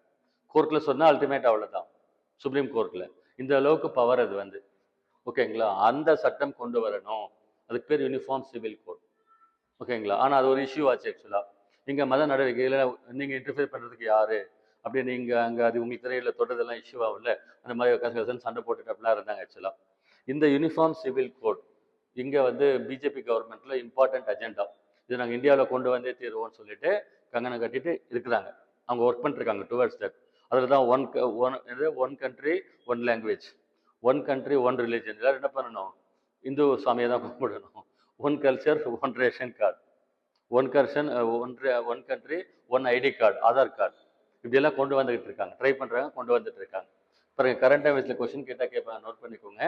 இந்த யூனிஃபார்ம் சிவில் கோட் இருக்கு இல்லைங்களா, இது இந்தியாவில் எங்கேயாவது சட்டம் செஞ்சு அமல்படுத்தினாங்களா அப்படின்னு கேட்டால் உத்தரகாண்டில் ஓகே பண்ணிட்டாங்க பிஜேபி கவர்மெண்ட். அங்கே உத்தரகாண்ட் ஸ்டேட் இருக்கு இல்லையா, அதில் நடைமுறைப்படுத்திட்டாங்க, ஒரே first state. Uniform civil code எடுத்துவது ரொம்ப கஷ்டம், இங்கே அதெல்லாம் பண்ண முடியாது. ஆனால் அவங்க என்ன பண்ணாங்க, சட்டப்பூர்வமாக கொண்டு வந்து உத்தரகாண்ட் ஸ்டேட்டில் எக்ஸிக்யூட் பண்ணிட்டாங்க. ஸோ இதுக்கு பேர் வந்து ஆர்டிகல் 44 பொது சிவில் சட்டம் அப்படின்னு அந்த சட்டத்துக்கு பேர் ஆக்சுவலா.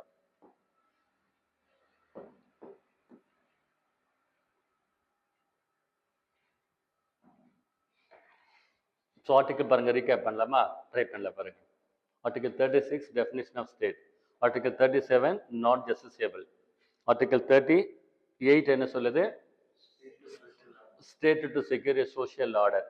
அதில் பி என்ன சொல்லுது, to minimize inequalities of income. 39A என்ன சொல்லுது, equal justice and free legal aid. 39ல ஸ்மால் ஏ என்ன சொல்லுது, LRWEQHC. என்ன கேட்டாலும் எழுதிடலாம், சரி. கோட் ஸ்ட்ராங்காக இருந்தீங்கன்னா ஆன்சர் பண்ணிடலாம், இந்த கோட் மறந்துடாதீங்க. அந்த ஹெச்னா என்னன்னு மீன் பண்ணணும், ஹெல்த் ஆஃப் த ஒர்க்கர்ஸ்ன்னு சொல்லியிருக்கேன், சரியா? சரி. ஆர்டிகல் 40 என்ன சொல்லுது, organisation of village panchayats. Article 41 WEA, right to work education assistance. Article 42 என்ன சொல்லுது, human conditions of work and ML, maternity relief. 43 என்ன சொல்லுது ஆக்சுவலா, living wages and promotion of cottage industries. அந்த காட்டேஜ் இண்டஸ்ட்ரீஸ் கோட் வேர்ட் ஞாபகம் வச்சுக்கோங்க. ஆர்டிகல் 43 வேற, 43A வேற.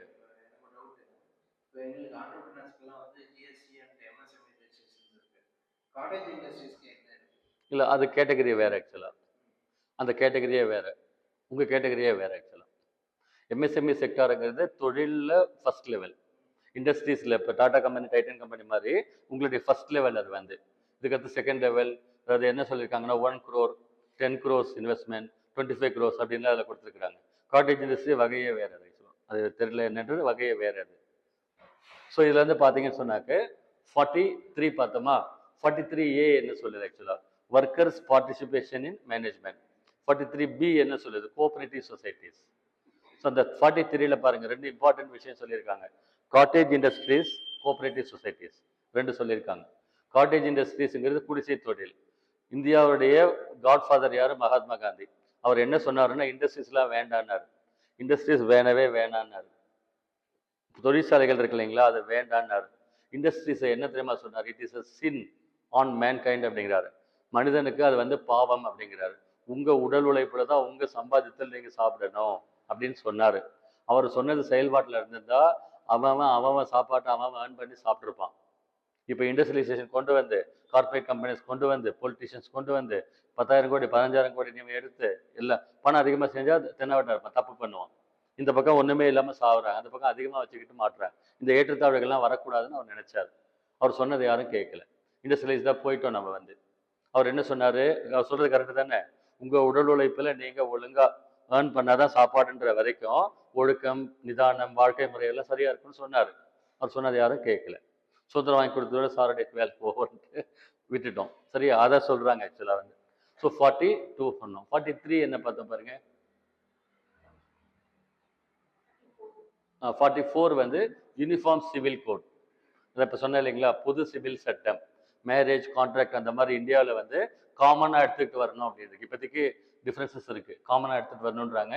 உத்தரகாண்டில் மட்டும் ஃபர்ஸ்ட் ஓகே பண்ணியிருக்கிறாங்க. நெக்ஸ்ட் பார்க்கலாம் பாருங்க. ஆர்டிக்கிள் வந்து 45. இதில் என்ன சொல்கிறாங்க அப்படின்னா, 0லேருந்து 6 வயசுல இருக்க குழந்தைங்க இருக்கிறாங்க இல்லையா, குழந்தைங்க 0 to 6 ஏஜில் அவங்களுடைய சைல்டுஹுட் கேர், அவங்கள கேர் பண்ணி பார்த்துக்கணும் அரசாங்கம்னு சொல்கிறாங்க. ஆர்டிக்கிள் 45ல சைல்டுஹுட் கேர் அண்ட் எஜுகேஷன், அவங்கள பார்த்துக்கணும், அவங்கள படிக்க வைக்கிறதுக்கு வாய்ப்புகள் அதெல்லாம் ஏற்படுத்துறது அரசாங்கத்தினுடைய வேலை, கடமை அப்படின்னு சொல்லியிருக்கிறாங்க ஆக்சுவலாக. 46ன்னு ஒன்று சொல்கிறாங்க. என்ன சொல்கிறாங்க? Educational economic interest of weaker sections. பாருங்க, ரிசர்வேஷன் படித்தோம் இல்லையா, இடஒதுக்கீடு. இங்கே டிபிஎஸ்பியில் ஆர்டிகல் 46 டாக்ஸ் அபவுட் ரிசர்வேஷன். இடஒதுக்கீடுன்னு சொன்னோம் இல்லையா, ஆர்டிகல் 15, 16 அங்கே வரும் ஃபண்டமெண்டல் ரைட்ஸில். ப்ளஸ் இங்கே 46 டாக்ஸ் அபவுட் ரிசர்வேஷன், இடஒதுக்கீடு. ஒடுக்கப்பட்ட தாழ்த்தப்பட்ட மக்களுடைய சோஷியல் எக்கனாமிக் இன்ட்ரெஸ்ட் பார்த்துக்கணும் அப்படின்னு சொல்கிறாங்க. இப்போ அவங்கள டெவலப் பண்ணணும்னு சொல்கிறாங்க. டிபிஎஸ்பியில் மஸ்ட் கிடையாது, ஃபண்டமெண்டல் ரைட்ஸில் மஸ்ட், அவ்வளோதான். ஸோ டிபிஎஸ்பியில் ரிசர்வேஷன் பற்றி சொல்கிறது ஆர்டிகல் 46ல் சொல்கிறாங்க. 47 என்ன சொல்கிறாங்க? Public health.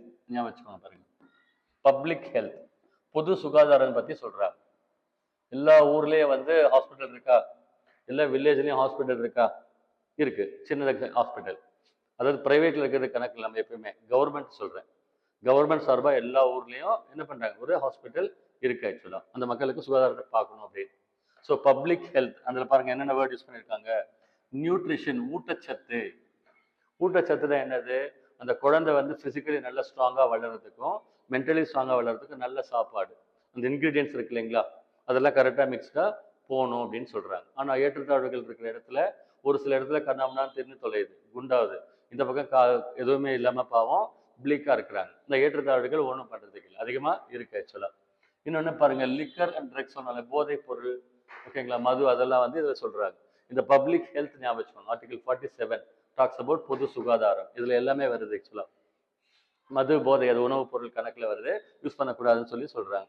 Next standard of living, ஓகேங்களா, வாழ்க்கை தரம் அப்படின்னு சொல்கிறோம் இல்லையா. பாருங்க, ஸ்டாண்டர்ட் ஆஃப் லிவிங் அப்படின்னு ஒரு கான்செப்ட் சொல்கிறாங்க. ஸ்டாண்டர்ட் ஆஃப் லிவிங் அப்படின்னா என்ன? உங்களை ஒரு சமுதாயத்தில் எப்படி மதிப்பாங்க, என்ன அளவுகோல் வச்சு மதிக்கிறாங்க? நீங்கள் நல்லவர், யாராவது மதிக்கிறாங்களா? அப்பா அம்மா சூப்பர் ஜென்டில்மேன், மனசாட்சி பிரகாரம் செயல்படுறாங்க, சாமி கும்பிடுவாங்க, யாராவது மதிக்கிறாங்களா? எதை வச்சு எவாலுவேட் பண்ணுறாங்க? ஒன்று வந்து மணி கிரைட்டீரியா, எவ்வளோ ப்ராப்பர்ட்டி, எவ்வளோ சொத்து வச்சுருக்கிறீங்க அப்படின்றது. ரெண்டாவது எவ்வளோ அச்சீவ் பண்ணியிருக்கிறீங்க. அச்சீவ்மெண்ட்னு சொல்லி பார்க்கும்போது படிப்பை வச்சு சொல்லுவாங்க. இப்போ எம்பிஏ படிச்சிருக்கான், டாக்டரேட் படிச்சிருக்கான், ஒரு அளவுகோல் ஆக்சுவலாக. ஸ்டேட்டஸ் சிம்பிள்னு சொல்லுவாங்க இல்லையா. ஸோ இதை மீன் பண்ணி சொல்கிறாங்க. பாருங்கள், ஆக்சுவலாக எஜுகேஷனல் அச்சீவ்மெண்ட் ரொம்ப ஸ்ட்ராங். அப்புறம் இன்டர்ன் மணி அச்சீவ்மெண்ட். வெறும் ஃபிசிக்கலி மனு மட்டும் அக்குமுலேட் பண்ணவங்க லைஃப்பில் வந்து பெருசாக சாதிக்க முடியாது, ஓகேங்களா. Money alone is not a consideration. ஒரு டைம் பெங்களூருக்கு போய் இந்த ஒரு வேலையை ஒரு புக் ஒன்று பப்ளிஷ் பண்ணேன். அன்றைக்கி நைட் அங்கே ஸ்டே பண்ண வேண்டியதாக இருந்தது. புக் வந்து ஒரு பெரிய ப்ரெஸ்ஸில் என்னுடைய புக் ஓடிட்டு இருந்தது. நைட் ஸ்டே பண்ணேன். அங்கே பார்த்தா ஒரு பயங்கரமான லோக்கல் கூன் ஒருத்தர் வந்தார், ஓகேவா, ஒரு விஐபி வந்தார். சினிமாவில் தான் பார்த்துருக்கேன் நான். ஃபுல்லாக நகை, ஆம்பளை, அவர் எல்லாம் ரவுடி மாதிரி இருக்காரு, எல்லாம் விட்டுக்கிட்டு தராதரம் அது இது எதுவுமே இல்லை, நகையாக கிடக்குதுங்க ஃபுல்லாக. இங்கே நகை, அங்கே நகை, அங்கே நகை, இங்கே நகை. பொண்ணுங்க தான் போடுவாங்க, நான் பார்த்துருக்குறேன். ஃபுல் நகை. என்னடான்னு கேட்டேன். கூட 25 கைத்தடிகள், 25 பேர் கூட வரானுங்க. சும்மா அவர் பேசிட்டு இருக்கும்போது என்ன யார் அப்படின்னு கேட்டதுக்கு, பக்கத்தில் ராஜாஜி நகர்னு இடம், மெயின் இடம் பெங்களூரில், ரொம்ப பெரிய இடம் ஆக்சுவலாக. ராஜாஜி நகர் இந்த மாதிரி ஒரு நல்ல பெரிய ஏரியா. அதில் ஒரு தெரு ஃபுல்லாக அவனு தான். ஒரு தெருவில் இருக்கிற வீடுங்க ஃபுல்லாக ஒரு வீடு வந்து 3 கோடி போகும். ஒரு 25-30 வீடு இருந்தது. அப்போ எவ்வளோ இருக்கும்? ஒரு 150-200 க்ரோஸ்க்கு மேலே ப்ராப்பர்ட்டி இருக்குமா. இது மட்டுமா இருக்கும்? எப்படி அடிஷ்னலாக அங்கே எங்கே இருக்கும்? அந்த பையனுக்கு அதனால பயங்கர தினாவட்டம். ஏன்னா காசு கொடுத்தா ஆள் இருக்காங்களே எல்லாருமே. ஸோ வாழ்க்கைன்னா என்னன்னே தெரியாமல் அப்படி இருக்கிறாங்க. பணம் மட்டும் இருக்கிறதும் இல்லை ஆக்சுவலாக. பணத்தோட சேர்ந்து என்ன இருக்கணும்? இது அச்சீவ்மெண்ட்ஸும் இருக்கணும் அப்படின்னு சொல்லி சொல்கிறாங்க ஆக்சுவலாக. ஸோ ஆர்டிகல் 47 அடுத்து 48ல என்ன சொல்கிறோம் பாருங்க, விவசாயத்தை பற்றி சொல்கிறோம். இந்திய நாடு விவசாயம் சார்ந்த நாடுன்னு சொல்கிறோம். Article 48 talks about agriculture plus animal ஹஸ்பண்ட்ரின்னு வரும். Organisation of agriculture and animal husbandry. Animal ஹஸ்பண்ட்ரினா கால்நடைகளை வளர்க்குறது, அதை பற்றி சொல்கிறாங்க ஆக்சுவலாக இந்தியாவில். நெக்ஸ்ட் 48ல ஏ பாருங்க, இன்சர்ட் பண்ணியிருக்கிறாங்க, ஆட் பண்ணியிருக்கிறாங்க. என்ன சொல்கிறாங்க?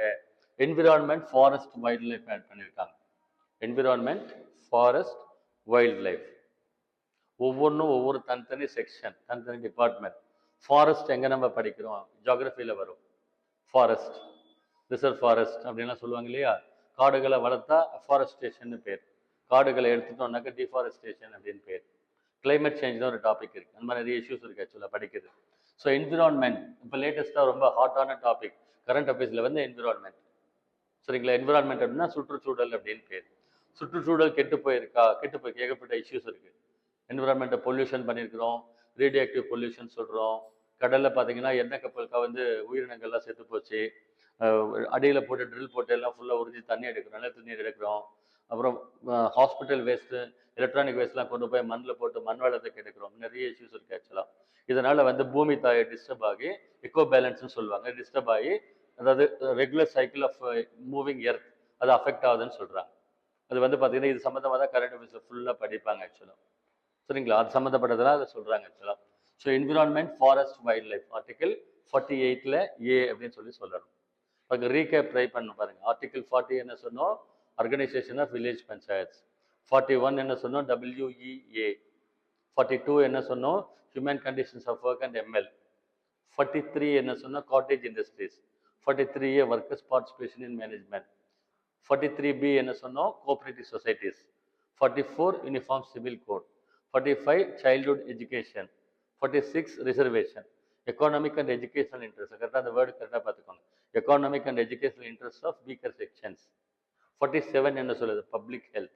48 என்ன சொல்லுது? Agriculture and animal husbandry.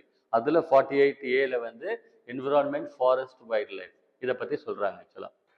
49 ஒன்று கொடுத்துருக்காங்க. என்ன சொல்கிறாங்க? Protection of monuments of national importance. தேசிய அளவில் மிக முக்கியமான புராதன சின்னங்கள், மொனுமெண்ட்ஸ்னா நினைவு சின்னங்கள் இருக்கு இல்லையா, அதை வந்து பாதுகாக்கணும்னு சொல்கிறாங்க. ஓகேங்களா? பாருங்க, திப்பு சுல்தான் வாழ்ந்த கோட்டை, தஞ்சாவூரில் வந்து பிரகதீஸ்வரர் கோவில் நேரத்தில் பார்த்தீங்க இல்லையா, அந்த மாதிரி வந்து ஸோ தேசிய அளவில் மிகப்பெரிய புராதன சின்னங்கள், மொன்யூமெண்ட்ஸ்னு வேர்டு இங்கிலீஷில் பாருங்க, ஞாபகம் வச்சுக்கோங்க. இந்த வேர்டு வந்து மொன்யூமெண்ட்ஸ். ஓகேங்களா? தேசிய நினைவு சின்னங்கள் அப்படின்னு அர்த்தம் ஆக்சுவலாக. நேஷனல் மொன்யூமெண்ட்ஸ்னு சொல்லுவாங்க. அதை பாதுகாக்கணும், போற்றி பாதுகாக்கணும் அப்படின்னு சொல்லி ஆர்டிகல் சொல்லுது. நெக்ஸ்ட் ஆர்டிகல் 50 என்ன சொல்லுது அப்படின்னா, separation of judiciary from executive. ஆக்சுவலாக கவர்மெண்ட் நடத்துறதுல 3 விங் இருக்குன்னு சொன்ன ஞாபகம் இருக்கா பாருங்க. ஒவ்வொரு இடத்துலையும் ஒரு நாட்டில் அரசாங்கம் நடத்துறதுல there are 3 wings. Executive, legislature, judiciary அப்படின்னு சொல்லுவாங்க. எக்ஸிக்யூட்டிவ் அப்படின்னா நிர்வாகம் நடத்துகிறவங்க, நிர்வாகத்தை நடத்துகிறவங்க, அட்மினிஸ்ட்ரேஷன் நடத்துகிறாங்க இல்லையா, அவங்கள எக்ஸிக்யூட்டிவ்னு பேர். நெக்ஸ்ட் வந்து லெஜிஸ்லேச்சர்னு சொல்கிறாங்க. லெஜிஸ்லேச்சர் லெஜிஸ்லேச்சர் அப்படின்னா சட்டமன்றம். ஒரு நாட்டில் ஒரு கவர்மெண்ட் நடத்துறதுல 3 அங்கம் இருக்கு ஆக்சுவலாக. ஒன்று எக்ஸிக்யூட்டிவ், ஞாபகம் வச்சுக்கோங்க. எந்த ஊரில் எங்கே நடத்தினாலும் அது கவர்மெண்ட் நடத்துனாங்கன்னா அவங்க 3 விங்ஸ் இருக்கு அதில். ஒன்று வந்து எக்ஸிக்யூட்டிவ். எக்ஸிக்யூட்டிவ்னா நிர்வாகத்தை நடத்துகிறவங்க, அட்மினிஸ்ட்ரேஷன் அதெல்லாம் பண்ணுறாங்க. உங்களுக்கு இன்னும் புரியணும்னா என்ன சொல்கிற பாருங்க. இந்தியாவில் இப்போ யாரும் நிர்வாகம் நடத்துகிறாங்க அப்படின்னா பிரசிடென்ட் ஆஃப் இந்தியா, அவருக்கு கீழே யாருக்காங்க? Vice president. அதுக்கப்புறம் கீழே யார் இருக்காங்கன்னா prime minister. Real power prime minister கிட்டையும், nominal power president of India கிட்டையும் இருக்குன்னு சொல்லுவாங்க. அடுத்த டாபிக் நம்மளுக்கு நாளைக்கு கிளாஸ் வந்து யூனியன் எக்ஸிக்யூட்டிவ். ஓகேங்களா? அதில் நம்ம சொல்கிறோம். ஸோ நிர்வாகம் நடத்துகிறாங்க ஒன்று. இன்னொன்று லெஜிஸ்லேச்சர், சட்டமன்றம், லோக்சபா, ராஜ்யசபா சொல்கிறோம் இல்லையா, அவங்க வேலை சட்டம் போடுறது, நாட்டுக்கு தேவையான சட்டத்தை போடுறது வேலை வந்து சட்டமன்றம், லெஜிஸ்லேச்சர். அதுக்கு லெஜிஸ்லேட்டர்னு பேர். சட்டம் ஏற்றவங்களுக்கு பேர் லெஜிஸ்லேட்டர். பாருங்க, member of legislative assembly, Lok Sabha MP அப்படின்லாம் சொல்கிறோம் இல்லையா, அவங்களுக்கு சட்டமன்றம், சட்டம் போடுறது அவங்க வேலை. உதாரணத்துக்கு சொல்றேன் பாருங்க, 101st அமெண்ட்மெண்ட், 101வது சட்ட திருத்தம் போட்டாங்க இப்போ ரீசெண்டாக. ஜிஎஸ்டி ஆக்ட் இருக்கு இல்லைங்களா, அதை கொண்டு வந்தாங்க 2017 ஜூலை 1 இம்ப்ளிமெண்ட் பண்ணாங்க. அந்த பீரியட்ல கொஸ்டின் கேட்டிருந்தாங்க. அதில் 101வது சட்ட திருத்தம் 2017 ஜூலை 1 எஃபெக்ட் கொடுத்தாங்க.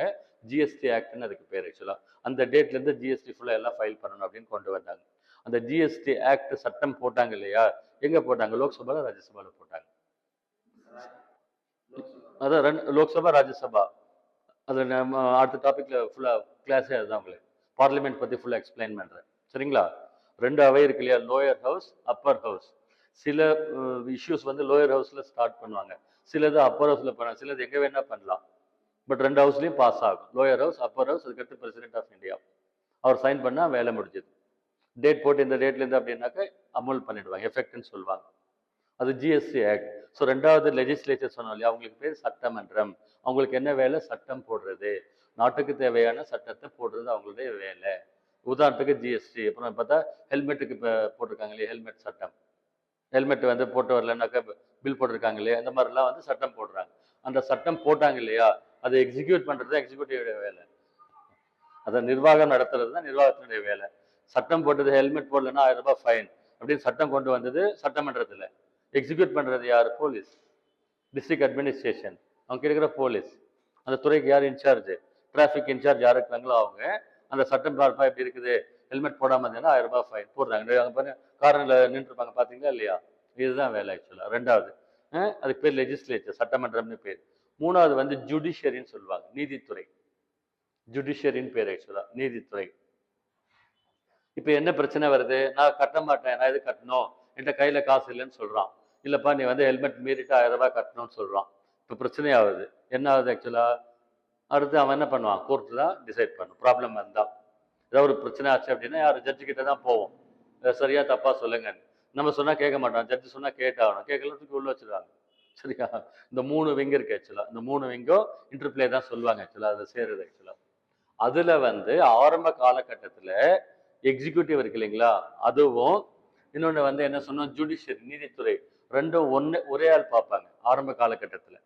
பிரிட்டிஷ்காரன் கவர்மெண்ட் ரன் பண்ண ஸ்டார்ட் பண்ணா ஸ்டார்டிங்கில். ஃபர்ஸ்ட் வந்தது Robert Clive 1765.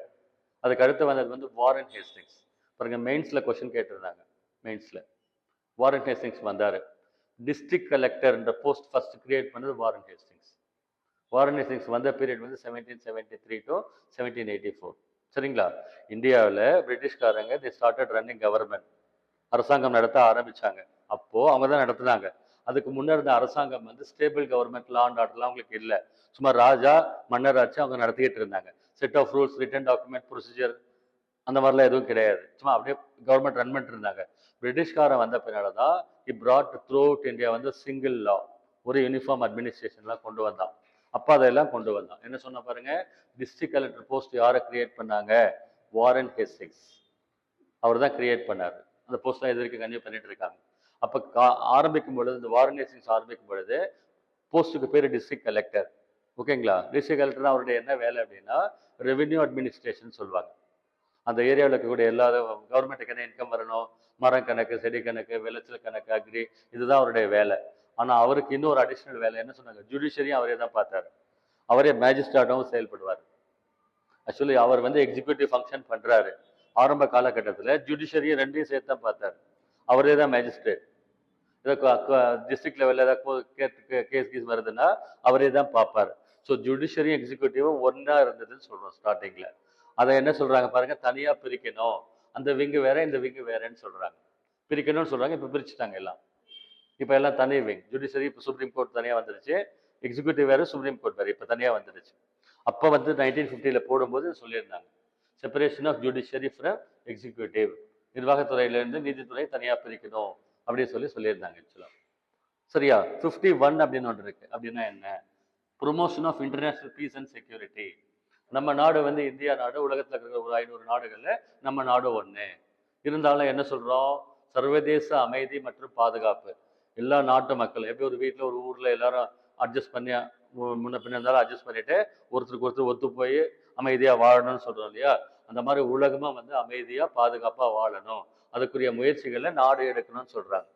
So promotion of international peace and security, சர்வதேச அமைதி மற்றும் பாதுகாப்பை உறுதிப்படுத்த வேண்டும் அப்படின்னு சொல்லி கொடுத்துருக்குறாங்க. இப்போ இந்தியா வந்து இன்டர்நேஷனல் பீஸ் அண்ட் செக்யூரிட்டிக்கு ஏதாவது கான்ட்ரிபியூட் பண்ணியிருக்கா அப்படின்னு பார்த்தா கான்ட்ரிபியூட் பண்ணியிருக்கிறாங்க. சரிங்களா? ஆக்சுவலாக வந்து இரண்டாம் உலகப் போர் நடந்தது இல்லையா?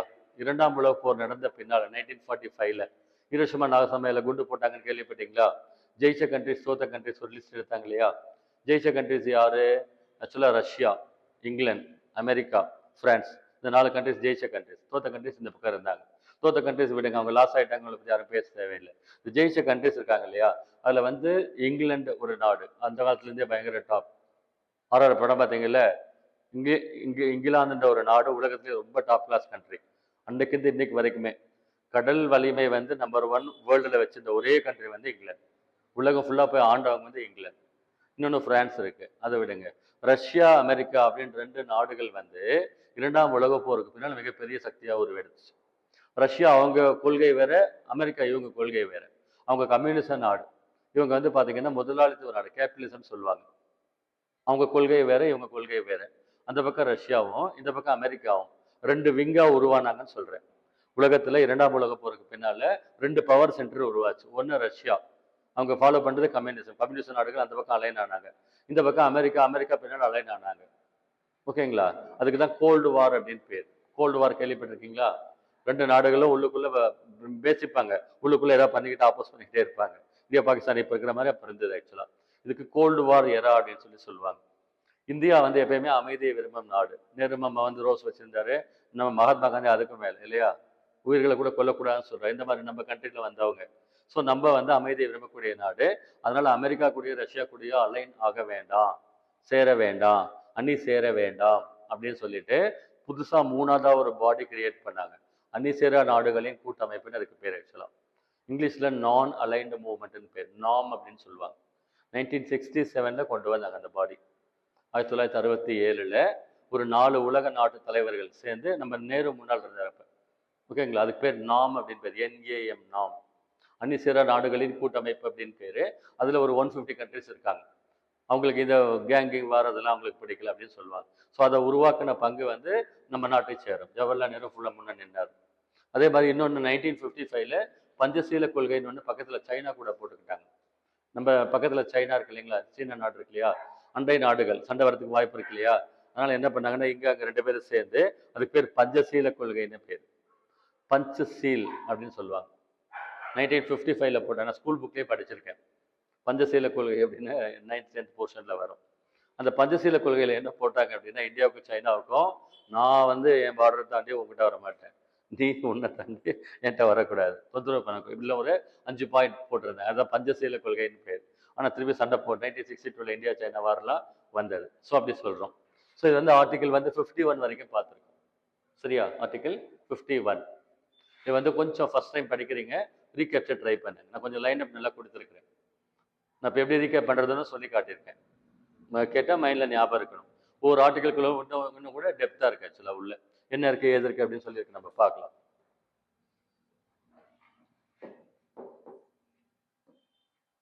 ஆக்சுவலாக இந்த டிபிஎஸ்பி இருக்கு இல்லைங்களா, அது வந்து 1950ல் கான்ஸ்டியூஷன் நம்ம எடுத்துக்கிட்டோம், எஃபெக்ட் கொடுத்தப்ப இருந்தது. ஆக்சுவலாக அதுக்கு பின்னால் அதில் நிறைய சேஞ்சஸ் பண்ணாங்களா, பண்ணியிருக்கிறாங்க. பாருங்கள் என்னென்ன பண்ணாங்க. 42வது சட்ட திருத்தம், அதில் வந்து 39F சேர்த்துருக்காங்க, 39A சேர்த்துருக்காங்க, 43A, 48A இந்த மாதிரி சேர்த்து கொண்டு வந்திருக்காங்க. ஓகேவா? சட்ட திருத்தம் பண்ணியிருக்கிறாங்கன்னு சொல்கிறோம். அதே மாதிரி பாருங்கள் 44ன்னு ஒரு சட்டம் இருக்குது, அதில் வந்து இந்த மினிமைசிங் இன்இக்வாலிட்டிஸ் அதை கொண்டு வந்திருக்காங்க. ஏற்றத்தாழ்வுகளை கலையணும்னு சொன்னாங்களா, அதை கொண்டு வந்திருக்காங்க. பாருங்க 86வது சட்ட திருத்தம்னு ஒன்று இருக்கு, கொஞ்சம் கரெக்டாக நோட் பண்ணிக்கோங்க. 86வது சட்ட திருத்தம், 86th கான்ஸ்டியூஷனல் அமெண்ட்மெண்ட் ஆக்ட், 86வது சட்ட திருத்தம். அதுக்கு என்ன பேர் அப்படின்னா ரைட் டு எஜுகேஷன், RTE ஆக்ட்னு சொல்லுவாங்க. பாருங்க 6 லைன் சொல்றேன், கரெக்டாக எழுதிக்கோங்க, கண்டிப்பாக ஒரு கொஸ்டின் கேட்பாங்க. இந்த சட்டத்துக்கு என்ன பேரு? 86வது சட்ட திருத்தம். CAன்னா கான்ஸ்டியூஷனல் அமெண்ட்மெண்ட் ஆக்ட் அப்படின்னு பேர், அரசியல் சாசன சட்ட திருத்தம். அதை உள்ள சேஞ்ச் பண்ணியிருக்கிறாங்க அப்படின்னு அர்த்தம். 86th அமெண்ட்மெண்ட், அது வந்தது 2002. ஓகேங்களா? அது சட்டமா வந்தது. இது வந்து மசோதா இன்ட்ரடியூஸ் பண்ணதுக்கு அதுக்கு பேர் சட்ட திருத்தம். அங்கே இன்ட்ரடியூஸ் பண்ணாங்களா, அதுக்கு பேர் 86வது சட்ட திருத்தம், 2002. அதை எஃபெக்ட் பண்ணது இருக்கு இல்லைங்களா, அது சட்டமாக கொண்டு வந்தாங்கல்ல, அதுக்கு பேர் வந்து 2009. ஆர்டிஇ ஆக்ட் 2009 அப்படின்னு போட்டுக்கோங்க. ரெண்டாவது data write to education act 2009. அதாவது சட்ட திருத்தம்னா என்ன அர்த்தம்னா அங்கே இன்ட்ரடியூஸ் பண்ணும்போது ஒரு நம்பர் போடுவாங்க. அது 86, 86வது சட்ட திருத்தம். அது வந்தது 2002. சட்ட திருத்தம் இன்ட்ரடியூஸ் பண்ணது 2002. ஓகேங்களா? அதை சட்டமா சைன் பண்ணி Lok Sabha Rajya Sabha president of India கிட்ட போய் சைன் ஆகி வந்தது வந்து பார்த்தீங்கன்னா 2009. அதுக்கு பேர் ஆர்டிஇ ஆக்ட் 2009 அப்படின்னு பேர். சட்டம் ஆச்சு. அதான் அமுல்படுத்தின டேட்டும் வேற, எஃபெக்ட் கொடுத்த டேட் வேற. ஆக்சுவலா April 1, 2010. கரெக்டாக எழுதிக்கோங்க. April 1, 2010 எஃபெக்ட் பண்ணது.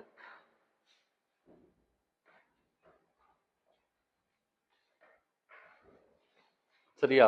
பாருங்க, 3 சேஞ்சஸ் சொல்றேன். கான்ஸ்டியூஷன்ல 3 இடத்துல சேஞ்ச் பண்ணியிருக்காங்க இந்த ஆர்டிகல் இன்சர்ட் பண்ணதுனால. என்ன பண்ணியிருக்கிறாங்க அப்படின்னா, ஆர்டிகல் 21 என்ன படிச்சோம் ஞாபகம் இருக்கா? சொல்லுங்க பார்க்கலாம். ஆர்டிகல் 21 பார்த்தோம். என்ன ஆர்டிகல் சொல்லுது? ஆர்டிகல் 21 என்ன சொல்லுது? Talks about what? Right to life and personal லிபர்ட்டின்னு படித்தோம். தனிமனித சுதந்திரம் மற்றும் பாதுகாப்புன்னு ஒன்று. அது சொல்லும் போதே சொன்னேன், 35 உள்ள இன்ஃபர்ட் ரைட்ஸ் இருக்கு, பல விஷயங்களை வந்து அதில் எக்ஸ்பிளைன் பண்ணியிருக்காங்க அப்படின்னு. அதில் வந்து 21ல ஏ அப்படின்னு சேர்த்துருக்காங்க. ஆர்டிகிள் 21ல ஏ அப்படின்னு சட்ட திருத்தம் பண்ணி இந்த சட்டத்தை கொண்டு போய் அதில் சேர்த்துருக்காங்க. இப்போ எஜுகேஷன் இருக்கு இல்லைங்களா, இட் இஸ் ஃபண்டமெண்டல் ரைட், அடிப்படை உரிமை. பேரண்ட்ஸ் வந்து கம்பல்சரி பசங்களை ஸ்கூலுக்கு அனுப்பிச்சு ஆகணும், இல்லைன்னா அவங்களுக்கு உள்ள வச்சிடலாம். நான் சொன்னது புரிஞ்சுதா? இதுக்கு முன்னே கம்பல்ஷன் கிடையாது, இப்போ கம்பல்ஷன், அனுப்பிச்சே ஆகணும். சொன்னது சட்டம் அது சொல்லுது. ஃபண்டமெண்டல் ரைட்னா செஞ்சாகணும்னு சொல்லுது, செய்யலைன்னா ரெமிடி வாங்கலாம்னு சொல்லுது. So right now education has been made a fundamental right. Article 21A insert பண்ணியிருக்காங்க. அப்புறம் 45Aலையும் இன்சர்ட் பண்ணியிருக்கிறாங்க. இப்போ குழந்தைங்க இருக்காங்க இல்லைங்களா, childhood care and education article படித்தோம். Article 46, 45 childhood care and education, 0லேருந்து 60 குழந்தைகளை கேர் பண்ணுன்னு சொன்னோம் இல்லையா, அந்த ஆர்டிக்கிளில் 45A அப்படின்னு சேர்த்துருக்குறாங்க. என்ன சேர்த்துருக்குறாங்க? 6 வயசுலேருந்து 14 வயசு வரைக்கும் இருக்கிற குழந்தைங்க, ஸ்கூலுக்கு போகிற குழந்தைங்க. 0 to 6 ரொம்ப குட்டி குழந்தைங்க. ஸோ 6 to 14 ஏஜ் இருந்து டேட்டா நோட் பண்ணிக்கோங்க. 6 to 14 தான் குழந்தைங்கன்னு சொல்லுவாங்க இதில் ஆர்டி ஆக்டில். அந்த குழந்தைங்களுக்கு பள்ளிக்கு அனுப்பணும்னு சொல்கிறாங்க. அதுக்கு கவர்மெண்ட் ஸ்டெப் எடுக்கணும்னு சொல்கிறாங்க. இப்போல்லாம் வீட்டுக்கே போய் அட்மிஷன் போடுறாங்க, கேள்விப்பட்டிருக்கீங்களா? கவர்மெண்ட்டில் வீட்டுக்கே போகிறாங்க. டீச்சருங்களை வீட்டுக்கு போய் கேன்வாஸ் பண்ணி படிங்க, அப்போ தான் நாலேஜ் டெவலப் ஆகும்னு சொல்லி போய் கூட்டிகிட்டு வராங்க, அட்மிஷன் போடுறாங்க ஸ்கூல்ஸில். ப்ரைவேட்டில் அவங்க பார்த்துக்கிறாங்க. ஸோ 45Aல வந்து அமெண்ட்மெண்ட் பண்ணியிருக்கிறாங்க. இன்னொன்று எங்கே சேர்த்துருக்குறாங்க அப்படின்னா, ஃபண்டமெண்டல் டியூட்டிஸ்னு அடுத்த செக்ஷன் பார்க்க போகிறோம். இன்னொரு டாபிக், இந்த டாபிக்குடைய சப் டாபிக் ஒன்று இருக்குது, அடிப்படை கடமைகள்னு ஒரு டாபிக் இருக்குது. ஃபண்டமெண்டல் டியூட்டிஸ் அப்படின்னு ஒன்று இருக்குது. அதுக்கடுத்து இப்போ பார்ட் 4 பார்த்துட்டு இருக்கோம் இல்லையா, பார்ட் 4ல அப்படின்னு ஒன்று சேர்த்துருக்காங்க. அதுக்கு பேர் வந்து ஃபண்டமெண்டல் டியூட்டிஸ், அடிப்படை கடமைகள். 3 இம்பார்ட்டன்ட் ஏரியா சொல்கிறேன்.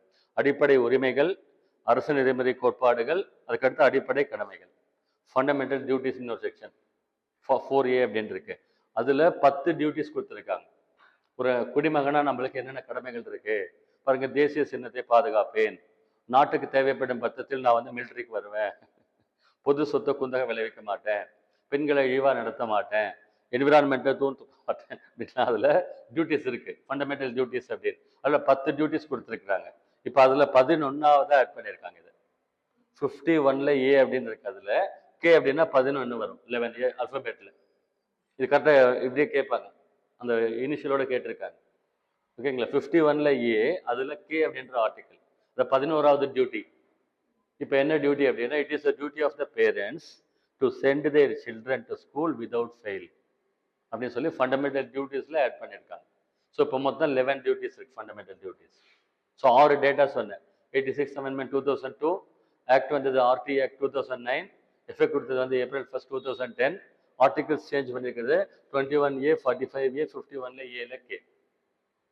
ஓகேவா? இந்த சட்டத்தில் இன்னொன்று என்ன சொல்லியிருக்காங்க அப்படின்னா, ப்ரைவேட் ஸ்கூல்ஸ் இருக்கு இல்லைங்களா, அந்த ஸ்கூல்ஸில் இருக்கிறவங்க கவர்மெண்ட் ஸ்டூடெண்ட்ஸுக்கு 25% சீட் அலோகேட் பண்ணணும்னு அதில் சொல்லியிருக்காங்க. 25% சீட்டு. இப்போ லீடிங் ஸ்கூல்ஸ் இருக்குல்ல, ப்ரைவேட் ஸ்கூல்ஸ் இருக்கு இல்லையா, அதில் இந்த சட்டம் இலவச கட்டாய கல்வி சட்டம்னு அதுக்கு பேர். அது பிரகாரம் 25% சீட்டு கவர்மெண்ட் ஸ்டூடெண்ட்ஸ் ஃபீஸ் வாங்காமல் கொடுக்கணும். அவங்க கொடுக்கக்கூடிய ஃபீஸ் யார் கொடுப்பாங்க? கவர்மெண்ட் கொடுக்கும். கவர்மெண்ட்டு அவங்களுக்கு ஃபீஸ் கட்டும் அப்படின்னு சொல்லி ஒரு ப்ரொவிஷன் கொடுத்துருக்குறாங்க. அதில் வந்து அட்மிஷன் போட்டு போகிறவங்கள இல்ட்ரீட் பண்ணுறாங்க. அவங்க போசியில் வராங்கல்ல, இப்போ கவர்மெண்ட் ஃபண்டு ப்ராப்பராக ரிலீஸ் பண்ண மாட்டாங்க. கவர்மெண்ட் மேலே நம்ம கேஸ் போட முடியாது, கேட்க முடியாது. சும்மா ரிக்வெஸ்ட் பண்ணலாம், கேட்க முடியாது. தாய் தரப்ப ஏன் கொடுக்கலாம் கேட்க முடியுமா? சார் பார்த்து கொடுங்கன்னு தான் கேட்கணும். அப்படி இருக்க சட்டம் சொல்லியிருக்காங்க. அப்படி 25% சீட் வந்து கவர்மெண்ட் ஸ்கூல் ஸ்டூடெண்ட்ஸ்க்கு அலோகேட் பண்ணணும். அவங்ககிட்ட ஃபீஸ் வாங்கக்கூடாது. இங்கே 1.5 லட்சம் வாங்குறது அங்கே வாங்கக்கூடாது. அவங்களுக்கு யார் ஃபீஸ் கட்டுவாங்கன்னா கவர்மெண்ட் கட்டும், ஆனால் பாதி ஃபீஸ் கட்டும். அப்படி பேசியிருக்காங்க சட்டத்தில். கவர்மெண்ட் ஃபுல்லாக போய் கட்டுமா ப்ரைவேட்டுக்கு? இல்லை இல்லையா? அப்படிலாம் கொடுத்துருக்காங்க. இந்த மாதிரி அந்த சட்டத்துக்கு பேர் ரொம்ப பவர்ஃபுல்லான சட்டம். சரியா? ஸோ இந்த மாதிரி பாருங்க, நிறைய சேஞ்சஸ் இதெல்லாம் கொண்டு வந்திருக்காங்கன்னு சொல்கிறோம். 97வது சட்ட திருத்தத்தில் 48B இந்த 43B சேர்த்துருக்காங்க, கோஆபரேட்டிவ் சொசைட்டிஸ் அப்படி சொல்லி கொடுத்துருக்காங்க. ஆக்சுவலா இந்த ஆல்ரெடி கிருஷ்ணசாமி அப்படின்னு ஒருத்தருக்காரு. ஆக்சுவலா அவர் என்ன சொல்றாரு பாருங்க. ஆக்சுவலா இந்த பார்ட் 4ல டிபிஎஸ்பியில கொடுத்துருக்காங்க இல்லையா, இதுல கொடுத்துருக்கிற விஷயங்களை எந்த ஒரு அரசாங்கமோ ஒரு மந்திரியோ மந்திரி சபையோ ஓகேங்களா இக்னோர் பண்ணிட முடியாது. கண்ணை மூடிட்டு அதெல்லாம் நான் பண்ண மாட்டேன்னு சொல்ல முடியாது. இதெல்லாம் சேர்த்து தான் செஞ்சு ஆகணும், செய்கிற மாதிரி தான் கொடுத்துருக்குறாங்கன்னு சொல்கிறாங்க. அம்பேத்கர் என்ன சொல்லியிருக்கிறாரு அப்படின்னு சொன்னால், கவர்மெண்ட்டில் இந்த சொன்னிருக்கோம்ல இந்த டிபிஎஸ்பியில் இதையெல்லாம் கேர் பண்ணி பார்த்து கவர்மெண்ட் நடத்தலை அப்படின்னு சொன்னால் மக்கள்கிட்ட அவங்க திருப்தியாக சரியாக பண்ணலைன்னு தெரிஞ்சா அடுத்து ஓட்டு போடுவாங்களா? அவங்களுக்கு ஓட்டு போட மாட்டாங்க. அதனால் ஒழுங்காக பண்ணுங்கன்னு சொல்லியிருக்காங்க. ஓகேங்களா? பாருங்கள், government rests on public vote. இப்போ அரசாங்கம் சரியாக நடத்தலை அப்படின்னு என்ன பண்ணுவோம் நம்ம? அடுத்து வேற ஆளுக்கு மாற்றி போட்டுருமா இல்லையா? பொதுமக்கள் ஓட்டை பேஸ் பண்ணி தானே போடுறாங்க, மாற்றி போட்டுருவாங்க. அதனால கண்டிப்பாக இக்னோர் பண்ணக்கூடாது, இதை கேர் பண்ணணும்னு சொல்கிறாங்க.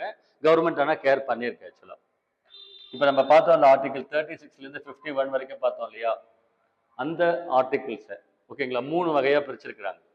3 வகையாக பிரிச்சிருக்கிறாங்க. இப்போ காடுகளை பிரிச்சிருக்கிறாங்கன்னு படித்தோம்ல, ஃபாரஸ்ட் டைப் ஆஃப் ஃபாரஸ்ட் என்ன படித்தோம்? Evergreen forest, deciduous forest, mangrove forest, saline forest அப்படிலாம் படித்தோம் இல்லையா. அந்த மாதிரி இங்கே வந்து சோசியலிச கருத்துக்களை சொல்ற ஆர்டிகிள்ஸ் அப்படின்னு சொல்லி சொல்றாங்க. பாருங்க இந்த ஆர்டிகிள் நம்பர்ஸ், சோசியலிச கருத்துக்கள். அப்ப பாருங்க சோசியலிசம்னா என்ன சொல்றாங்க அப்படின்னா, பக்கத்துல கம்யூனிசம் நாடு இருக்கு இல்லையா, சைனா ரஷ்யால கம்யூனிசம் சொல்றோம் இல்லையா. காரல் மார்க்ஸ் அப்படின்னு ஒருத்தர் இருக்காரு. கம்யூனிச கட்சியுடைய ஐடியாவை கொடுத்த ஒரு பேர் வந்து காரல் மார்க்ஸ். அவர் வந்து ஒரு புக் எழுதியிருக்காரு. என்ன புக்கு பேரு? ரொம்ப இன்டர்நேஷனலி ரொம்ப ஃபேமஸான பர்சன். மார்க்சிஸ்ட் கட்சின்னு ஒரு கட்சி இருக்கு இல்லைங்களா, அந்த கட்சியை உருவாக்குறதுக்கு காரணமானவர் அவர், சிந்தனையாளர், வேர்ல்டு ஃபேமஸ் பர்சன். அவர் பேர் வந்து காரல் மார்க்ஸ். ஒரு புக் எழுதியிருக்காரு, மூலதனம் அப்படின்னு பேர் தமிழ்ல. இங்கிலீஷ்ல தாஸ் கேபிட்டல்னு பேர், டிஏஎஸ், தாஸ் கேபிட்டல். டிஎன்பிஎஸ்சியில் இதையும் கேட்டிருந்தாங்க. தாஸ் கேபிட்டல் அப்படின்னு ஒரு புக் எழுதியிருக்காரு. அவர் என்னன்னா கம்யூனிசம் அப்படின்னு ஒரு கான்செப்ட் கொடுத்துருக்காரு. கம்யூனிசம் என்ன தெரியுமா சொல்றாரு அவர் வந்து? என்ன கம்யூனிசம்னா புரிஞ்சுக்கோங்க பாருங்க, எல்லாருக்கும் எல்லாம் ஈக்குவலாக கிடைக்கணும். ஓகேங்களா? ஒசூரில் வந்து 10,000 பேர் இருக்கிறாங்க. 10,000 பேர் எல்ஐஜி வீட்டில் தான் இருக்கணும், எல்லாரும் ஈக்குவலாக இருக்கணும். ஒருத்தனுக்கு வந்து 10 கோடி வீடு, ஒருத்தனுக்கு 10,000 கூட வீடு இல்லை, ஏற்றத்தாழ்வுகள் இருக்கு இல்லையா, அப்படி இருக்கக்கூடாது அப்படின்னு சொல்றாரு. அனைவருக்கும் அனைத்தும் கிட்டத்தட்ட சரிசமமாக கிடைச்சி எல்லாம் சந்தோஷமா இருக்கணும், அதுதானே சிறப்பான ஒரு விஷயம் அப்படின்னு சொல்ற கான்செப்டுக்கு பேரு கம்யூனிசம். சரிங்களா? கம்யூனிசம் அப்படின்னு அதுக்கு பேர். ஆக்சுவலா இதுக்கு ஆப்போசிட்டான கான்செப்டுக்கு பேர் கேபிட்டலிசம். கேபிட்டலிசம்னா முதலாளித்துவம் அப்படின்னு பேர். முதலாளித்துவம்ங்கிறது எங்க ஃபாலோ பண்றாங்க? அமெரிக்காவில் ஃபாலோ பண்றாங்க. நான் சொல்றது எக்கானமிக் தாட், அது ஆக்சுவலா எக்கானமிக் பிரின்சிபல். கேபிட்டலிசம் அப்படின்னு ஒன்று இருக்கு, முதலாளித்துவம்னு அதுக்கு பேர். அது எங்க ஃபாலோ பண்றாங்க? அமெரிக்கா மேலை நாடுகள்ல ஃபாலோ பண்றாங்க. அங்க எப்படி இருக்கும் அப்படின்னு சொன்னா, அங்க வந்து எல்லாருக்கும் எல்லாம் ஈக்குவல் அப்படிலாம் கிடையாது. யார் வேணா வரலாம், என்ன வேணா அச்சீவ் பண்ணலாம், எவ்வளோ டாப்ல வேணா பெர்ஃபார்ம் பண்ணலாம். கவர்மெண்ட் என்னன்னே கேட்காது. பல்லுக்கிற பட்டாணி சாப்பிட்டு இல்லாத விஷயம் சொல்லிட்டு அங்கே கொடுத்துருக்காங்க. பாருங்க, அதுக்கு பேர் வந்து அரசாங்கத்தின் தலையீடு இல்லாத பொருளாதார கொள்கைன்னு பேர். லெசேஜ் ஃபேர் பாலிசின்னு சொல்லுவாங்க ஒரு டேர்ம். ஓகேங்களா? எக்கானமிக் டாபிக்ல வர அதெல்லாம் வந்து அந்த மாதிரி சொல்லுவாங்க. அதுல காரல் மார்க்ஸ் அப்படின்னு ஒருத்தர் இருக்கார். அவர் சொன்ன கான்செப்ட் கம்யூனிசம். அந்த கம்யூனிசம் எக்ஸ்பிளைன் பண்ணுறதுக்காக இதை சொல்றேன். கம்யூனிசம் எப்படி புரிஞ்சுக்கிறீங்க பாருங்க, நான் சொல்றேன். இப்போ கேபிட்டலிசம் சொன்னோம் இல்லைங்களா, கவர்மெண்ட் தலையிடாது, யார் வேணா வரலாம், என்ன பண்ணலாம், இப்போ 1000 கோடி 10,000 கோடி 10 லட்சம் கோடி எவ்வளோ வேணா எம்பையர் பில்ட் பண்ணலாம் அப்படின்னு அங்கே சொல்றாங்க. ஆனால் இங்கே கம்யூனிசம்ல அப்படி இல்லை. 100% கவர்மெண்ட் சொல்றது தான் கேட்கணும். ஃபுல்லாக கவர்மெண்ட் கண்ட்ரோல், கவர்மெண்ட் சொல்றது தான் பண்ணணும். ஓகேங்களா? இங்கே அப்படி இல்லை, 100% கவர்மெண்ட் ஃப்ரீ. அதனால தான் உலகத்தில் இருக்கிற பணக்காரன் ஃபுல்லாக அங்கே அமெரிக்காவில் வரும். ரெஸ்ட்ரிக்ஷனே கிடையாது. இது ஒரு சிஸ்டம். ஆமாம், அது அந்த மாதிரி அந்த சிஸ்டம்லாம் அவங்க கொடுத்துருக்காங்க. ஆக்சுவலாக அமெரிக்கன்ஸ் வந்து அப்படி கொடுத்துருக்குறாங்க. அங்கே வந்து யார் வேணா வரலாம், என்ன வேணா அச்சீவ் பண்ணலாம். அங்கே பில் கேட்ஸ் அந்த மாதிரிலாம் வந்து டாப் பில்லியனர்ஸ், பணக்கார நம்பர் 1 2 3 சொல்கிறாங்க இல்லையா, அவங்க எல்லாம் எங்கேருந்து வராங்கன்னா அமெரிக்காவிலேருந்து வராங்க. இங்கே அப்படி இல்லை, இந்த கண்ட்ரியுடைய சிஸ்டம் வேறு, கம்யூனிசம். அவர் என்ன தெரியுமா சொல்றாரு கார்ல் மார்க்ஸ் வந்து, இந்த முதலாளித்துவம் இருக்கு இல்லையா, அது வந்து சரியில்லைங்கிறார். முதலாளிகள் பண முதலைகளா உருவாகுறாங்க. ஓகேங்களா, பண முதலைகளை, கார்பரேட் கம்பெனிஸுடைய ஓனர்ஸ் ஒரு இடத்துல உட்காந்துக்கிறாங்க, பயங்கர ராயலா இருக்கிறாங்க, சொத்து சுகத்தை அனுபவிக்கிறாங்க, அவங்க சொத்து அப்படியே கூடிக்கிட்டே போகுது. அவங்களுக்கு சொத்து சேர்றதுக்கு என்ன காரணம்? ஃபேக்டரியில் இருக்கக்கூடிய அடிமட்ட தொழிலாளர்கள், ப்ளூ காலர் ஒர்க்கர்ஸ் இருக்காங்க இல்லையா, அவங்க வேலை செய்யறாங்க, ரத்த சிந்தி வேர்வை சிந்தி வேலை செய்யறாங்க இல்லையா, அவங்க வேலை செய்யறாங்க. இவங்க இவங்க தான் ஆக்சுவலா ஒர்க் பண்றது, இவங்க உழைப்புல தான் அந்த சாம்ராஜ்யம் நடக்குது. அப்ப அந்த வர்ற லாபம் இருக்கு இல்லையா, அதுல இவங்களுக்கு எவ்வளவு கொடுக்குறாங்க? 50%, 60%, 1% கிடையாது. இவங்களுக்கு என்ன கொடுக்குறாங்க? கூலி மட்டும் கொடுக்குறாங்க. சேலரின்ற பேர்ல வேஜஸ்ன்னு சொல்லி கொடுக்குறாங்க. மிச்சம் வர்ற பணத்தை ஃபுல்லா அவங்க எடுத்துக்கிறாங்க. ஒரு எக்ஸாம்பிள் உங்களுக்கு புரியறதுக்காக சொன்ன பாருங்க. டைட்டன்ல வாட்ச் மேக் பண்ண, சும்மா எக்ஸாம்பிள் சொல்றேன், அண்டர்ஸ்டாண்டிங் பர்பஸ். ஓகேவா? வாட்ச் உற்பத்தி பண்றாங்க. ஒரு வாட்சுடைய ஓவரால் காஸ்ட் வந்து 500 ரூபாய் தான். மார்க்கெட்ல எவ்வளவுக்கு விற்கிறாங்க? 6000 ரூபாய், 6000. ஒரு 500 ருபீஸ் வாட்சு 6000 விற்கிறாங்க. அப்போ ஒரு வாட்ச்ல எவ்வளவு கெயின் அவங்களுக்கு? 5500. ஒரு நாளைக்கு 1 லட்சம் வாட்ச் பண்றாங்க. இதை கணக்கு போட்டு பாருங்க, எடுத்து எவ்வளவு வருது? எங்கேயோ வருது. அப்ப எவ்வளவு வருது? 800 கோடி, 1500 கோடி, 2500 கோடி இயர் ஆன் இயர் வந்து அவங்க ப்ராஃபிட் மேக் பண்றாங்க. அவருக்கு கார்ல் மார்க்ஸ் என்ன சொல்றாரு? இவன் அப்படியே இருக்கிறான், இவன் உழைப்பதான் உறிஞ்சுறாங்க, அவன் எங்கேயோ போறான் அப்படின்றாங்க. அவருக்கு அவர் ஒரு சொல்யூஷன் என்ன சொல்றாரு? இவங்கள அடித்தட்டு மக்கள் இருக்காங்கல்ல, தொழிலாளர்கள், அவங்கள உருட்டு கட்டாது இதெல்லாம் எடுத்துட்டு போய் அவங்கள அடிச்சு துரத்தி புரட்சி பண்ணிட்டு நீயே ஓனரா உட்காரு அப்படின்னு சொல்றாரு. அந்த புரட்சியை தான் ரஷ்யாவில் பண்ணி காட்டினாங்க. அதுக்கு பேர் தான் ரஷ்ய புரட்சின்னு பேர். 1917. கார்ல் மார்க்ஸ், லெனின் அப்படின்னு 2 பேர். ஆக்சுவலா Joseph Stalin, Lenin, Stalin Lenin 2 பேர் வந்து ரஷ்யாவில் ரஷ்ய புரட்சி பண்ணாங்க. இந்த கான்செப்ட் தான் அங்கே நடந்தது. அதிகாரத்தில் சும்மா உட்காந்துருக்கிறவங்களே இவங்க அடித்தட்டு மக்கள் அடிச்சு துரத்திட்டு இவங்க வந்து போய் அதிகாரத்துல உட்கார்ந்தாங்க. அதுக்கு தான் ரஷ்ய புரட்சின்னே பேர் ஆக்சுவலா. அதே மாதிரி உலகம் ஃபுல்லா கொண்டு வரணும்னு இங்க ட்ரை பண்ணாங்க. பகத்சிங் அந்த மாதிரி குரூப் அதை ட்ரை பண்ணாங்க இங்க. பட் இங்க வேற மாதிரி அலைன்மெண்ட்ல செட் ஆகல அப்படின்னு சொல்றாங்க. சரிங்களா? ஸோ அந்த கான்செப்ட் வந்து சோசியலிச கம்யூனிசம்ன்றது அப்படி எல்லாருக்கும் எல்லாம் ஈக்குவலா கிடைக்கணும் அப்படின்றது. சோசியலிசம்ங்கிறது என்ன, இன்னொரு படி மேல போய் இப்போ பிரச்சனை வர்றதுக்கு காரணம் எங்க பாருங்க. ஆக்சுவலா இப்போ பிளாட் வந்து இண்டிவிஜுவலா சொல்றோம் இல்லையா, இப்போ என்னுடைய பிளாட் உன்னுடைய பிளாட்னு சொல்றோம். இப்போ ஒருத்தனுக்கு 15 பிளாட் இருக்கு, 1 கோடி போகுது, 15 கோடி. ஒருத்தங்கிட்ட 15 பிளாட் வச்சுக்கலாம், 15 கோடி போகுது. இப்போ கவர்மெண்ட் ப்ராப்பர்ட்டி ஆயிடுச்சுன்னா அதெல்லாம் இப்போ லேண்டு ஃபுல்லா கவர்மெண்ட் ப்ராப்பர்ட்டி. ஏற்றத்தாழ்வுகள் குறையுமா கூடுமா? குறையும். எல்லாமே கவர்மெண்ட் ப்ராப்பர்ட்டியா இருந்ததுன்னா குறையுமா கூடுமா? குறையும். அதான் சொல்றாங்க, எல்லாமே கவர்மெண்ட் கண்ட்ரோல்ல இருக்கணும், எல்லா ரிசோர்ஸஸும் கவர்மெண்ட் கண்ட்ரோல்ல வந்துடணும். அப்படி வந்தா அதுக்கு பேர் வந்து சோசியலிசம் சொல்றாங்க. கம்யூனிசத்துக்கு இன்னொரு நெக்ஸ்ட் ஸ்டெப் சோசியலிசம். ஸோ சோசியலிச கருத்துக்களை சொல்ற ஆர்டிகல்ஸ் என்னன்னு சும்மா கேட்டகரைஸ் பண்ணியிருக்காங்க. ஆர்டிகல் உள்ள படிச்சு பார்த்தா தெரியும், 38 39 இந்த லைன். இது வந்து சோசியலிச கருத்துக்களை சொல்லுது. பாருங்க என்ன அது சோசியலிசம். இன்னொரு வேர்டு புரிஞ்சுக்கோங்க, சமதர்ம சமுதாயம்னு புரிஞ்சுக்கோங்க.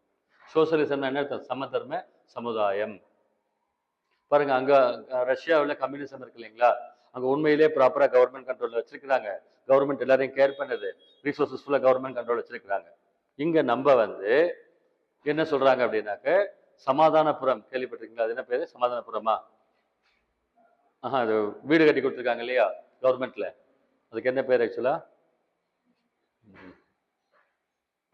எல்லா ஊர்லயும் ஈக்குவலா வீடு கட்டி கொடுக்குறாங்க இல்லையா இந்த ஸ்கீம்ல. திடீர்னு எனக்கு வாயில வேர்டு வரல. சமாதானபுரமா என்னது ஆக்சுவலா? சமத்துவபுரம். சமத்துவபுரம் அப்படின்னு ஒரு ஸ்கீம் இருக்கு கவர்மெண்ட்ல, அதுக்கு பேரு சமத்துவபுரம். நல்ல கவனிங்க. அதே சோசியலிச கான்செப்ட் தான் இங்கேயும் எக்ஸிக்யூட் பண்றாங்க. சமத்துவபுரம்னு அதுக்கு பேர். எல்லாம் எல்ஐஜி மாதிரி ஒரே மாதிரி வீடு இருக்கும். அடித்தட்டு மக்களுக்கு கவர்மெண்ட் அதுல தராங்க. சரிங்களா? ஆனா 10% தான் அவங்களுக்கு போகுது, 90% அவங்க அமுத்திக்கிறாங்க. ஓகேங்களா? நம்ம என்ன சொன்னோம்? ஒரே இடத்துல சொத்து குவியறதை வந்து தடுக்கணும்னு சொல்லியிருக்கோம் இல்லையா, சொல்லியிருக்கோம் இல்லையா? ஒரே இடத்துல சொத்து குவியுது. எப்படி திடீர்னு பார்த்தா 1 லட்சம் கோடி 2 லட்சம் கோடி அவங்களுக்குலாம் வருது? ஒரு மினிஸ்டர் வந்து ஒரு பெரிய காலேஜ் இருக்கான், மெடிக்கல் காலேஜ், பெரிய 5 ஸ்டார் ஹோட்டல் இருக்கான், ஒரு மினிஸ்டர். நியூஸ் கேள்விப்படுறீங்களா இல்லையா? அப்பப்போ இந்த மாதிரிலாம் சொல்கிறாங்க ஆக்சுவலாக. இங்கே அந்த மாதிரி இல்லை. ஜென்யூனாக பண்ணால் எல்லாமே நல்லா தான் வரும். ஜென்யூனாக பண்ணுறது இல்லை.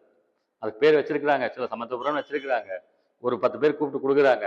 அதுலேயும் உள்ள அந்த காசு வாங்கிட்டு இதை வாங்கிட்டு இப்படி தான் பண்ணுறாங்களே தவிர ஒரு ப்ராப்பராக பண்ணால் பண்ணலான்னு சொல்கிறாங்க. ஸோ இதுக்கு பேர் வந்து சோசியலிச கருத்துக்கள். அதே மாதிரி காந்தி இருக்கார் இல்லைங்களா, மகாத்மா காந்தி, அவருடைய சிந்தனைகளை காந்திய கருத்துக்கள்னு பேர் ஆக்சுவலாக பாருங்க, காந்தியன் பிரின்சிபல்ஸ். மகாத்மா காந்தி என்ன சொன்னாரு? வில்லேஜஸ் தான் பேக் போன் அப்படின்னாரு. உடல் உழைப்புல தான் நம்ம சம்பாதிக்கணும், அடுத்தவங்களை ஏச்சு பிழைக்க கூடாது, கிராமங்கள் தான் வாழ்க்கை, கிராம முறை தான் இருக்கணும், வில்லேஜ் எக்கானமி அதுதான் இருக்கணும்னு சொன்னார். அதை கான்செப்ட் சொல்றாரு பாருங்க. வில்லேஜ் பஞ்சாயத்துன்னு சொல்லி சொல்றாரு. காட்டேஜ் ரெசிடென்ஸ் குடிசை தொழில், கூட்டுறவு சங்கங்கள், அடித்தட்டு மக்களுக்கு கேர் பண்ணிக்கணும்னு சொல்றாங்க. இது போதைப் பொருள் யூஸ் பண்ணக்கூடாதுன்னு சொல்லியிருக்கிறாரு. பசுக்களை கொல்லக்கூடாது, உயிரினங்களை கொல்லக்கூடாதுன்னு சொல்லியிருக்காரு. இதெல்லாம் காந்திய கருத்துக்கள் அப்படின்னு பேர். ஸோ இந்த ஆர்டிகல்ஸ் எல்லாம் என்ன சொல்லுவாங்க? காந்தியன் பிரின்சிபல்ஸ்ன்னு சொல்லி சொல்லுவாங்க. இன்னும் ஒரு கேட்டகரி சொல்றாங்க. என்ன சொல்றாங்க? இன்டர்நேஷனல் லெவல் அது வந்து லிபரல் வெஸ்டர்ன் இன்டெலெக்சுவல் பிரின்சிபல்ஸ் அப்படின்னு சொல்றாங்க. லிபரல் வெஸ்டர்ன் இன்டெலெக்சுவல் பிரின்சிபல்ஸ், மேலை நாடு எல்லாரும் ஈக்குவலா இருக்கணும்னு சொல்லி அட்வான்ஸ்டா சொல்றோம் இல்லையா, அந்த கான்செப்ட் சம்பந்தமான ஆர்டிகல்ஸ் என்ன அப்படின்னு சொல்றாங்க. பாருங்க, இதை புரிஞ்சுக்கிறதுக்கு நான் ஒரு கான்செப்ட் சொல்றேன். இந்தியாவில் பிரிட்டிஷ்காரன் வர்றதுக்கு முன்னால் இருந்த கல்வி முறைக்கு பேர் வந்து மேல் ஜாதி ஆதிக்கத்தில் இருந்த கல்வி முறை. மேல் ஜாதிக்காரங்க மட்டும்தான் கல்வியில வந்து படிச்சாங்க, கீழ் ஜாதிக்காரங்களை படிக்கவே விடலை அவங்க. இதுக்கு பேர் ஏற்றத்தாழ்வுகள் உள்ள சமுதாயம். ஆனால் பிரிட்டிஷ்காரன் வந்தப்பதான், கிறிஸ்டியன் மிஷனரிஸ் வந்தப்ப இந்த ஒடுக்கப்பட்ட மக்கள், அடித்தட்டு மக்கள் வட்டியில் விட்டாங்க எல்லாம். அந்த சொசைட்டியில கேர் பண்ணலை. இப்போ சாப்பாட்டுக்கு வழியிலன்னா எஜுகேஷன் கொடுத்தா வரும்னு தானே சொல்றோம். பிரிட்டிஷ்காரன் வந்து இதை கேர் பண்ணி கொடுத்தான். யூனிஃபார்ம் சிஸ்டம் ஆஃப் எஜுகேஷன், எல்லாரும் படிக்கலாம், யார் வேணா படிக்கலாம், எல்லாரும் ஈக்குவல், அந்த கான்செப்ட்லாம் எப்போ தெரிய வந்தது? பிரிட்டிஷ்காரன் வந்த பின்னால படிச்சு தெரிஞ்சுக்கிட்டாங்க ஆக்சுவலா. அந்த கான்செப்டுக்கு பேர் வந்து வெஸ்டர்ன் பிரின்சிபல்ஸ் அப்படின்னு பேர். அதாவது சயின்டிபிக் பிரின்சிபல்னு எழுதிக்கோங்க. Scientific principles. பாருங்க, இந்த கான்செப்ட் படிச்சீங்கன்னா உங்களுக்கு தெரியும் என்னென்ன சொல்றாங்க அப்படின்னு சொல்லிட்டு. யூனிஃபார்ம் சிவில் கோட் கரெக்டு தானே? இந்தியாவில் பல மக்கள் இருந்தாலும் பல விஷயங்கள் இருந்தாலும் சட்டம் ஒன்று தானே, கோர்ட் ஒன்று தானே. அவங்க முஸ்லீம் இருந்துட்டு போட்டோம், பார்சி இருந்துட்டு போய் ஒன்று புத்திசம் இருந்துட்டு போட்டோம். ஆனால் ஒரு புருஷன் வந்து எனக்கு பிடிக்கல தலக்குன்னு சொன்னா வாட்ஸ் திஸ்? அது லாஜிக் கிடையாது இல்லையா அப்படின்னு சொல்றாங்க. So uniform civil code. Childhood care common, இது common principles, common to all. Agriculture and animal husbandry, விவசாயம் நல்லா இருக்கணும், நாடு நல்லா இருக்கணும், தேசிய சின்னங்களை பாதுகாக்கணும், எக்ஸிக்யூட்டிவ்லேருந்து ஜுடிஷியரி பிரிச்சாதான் அது ரெண்டும் தனியாக நல்ல சிறப்பாக செயல்படும். அதே மாதிரி இன்டர்நேஷனல் பீஸ் அண்ட் செக்யூரிட்டி, இதெல்லாம் வந்து இந்த ஹெட்ல வர்ற ஆர்டிகல்ஸ் ஆக்சுவலாக. கட் பண்ணு.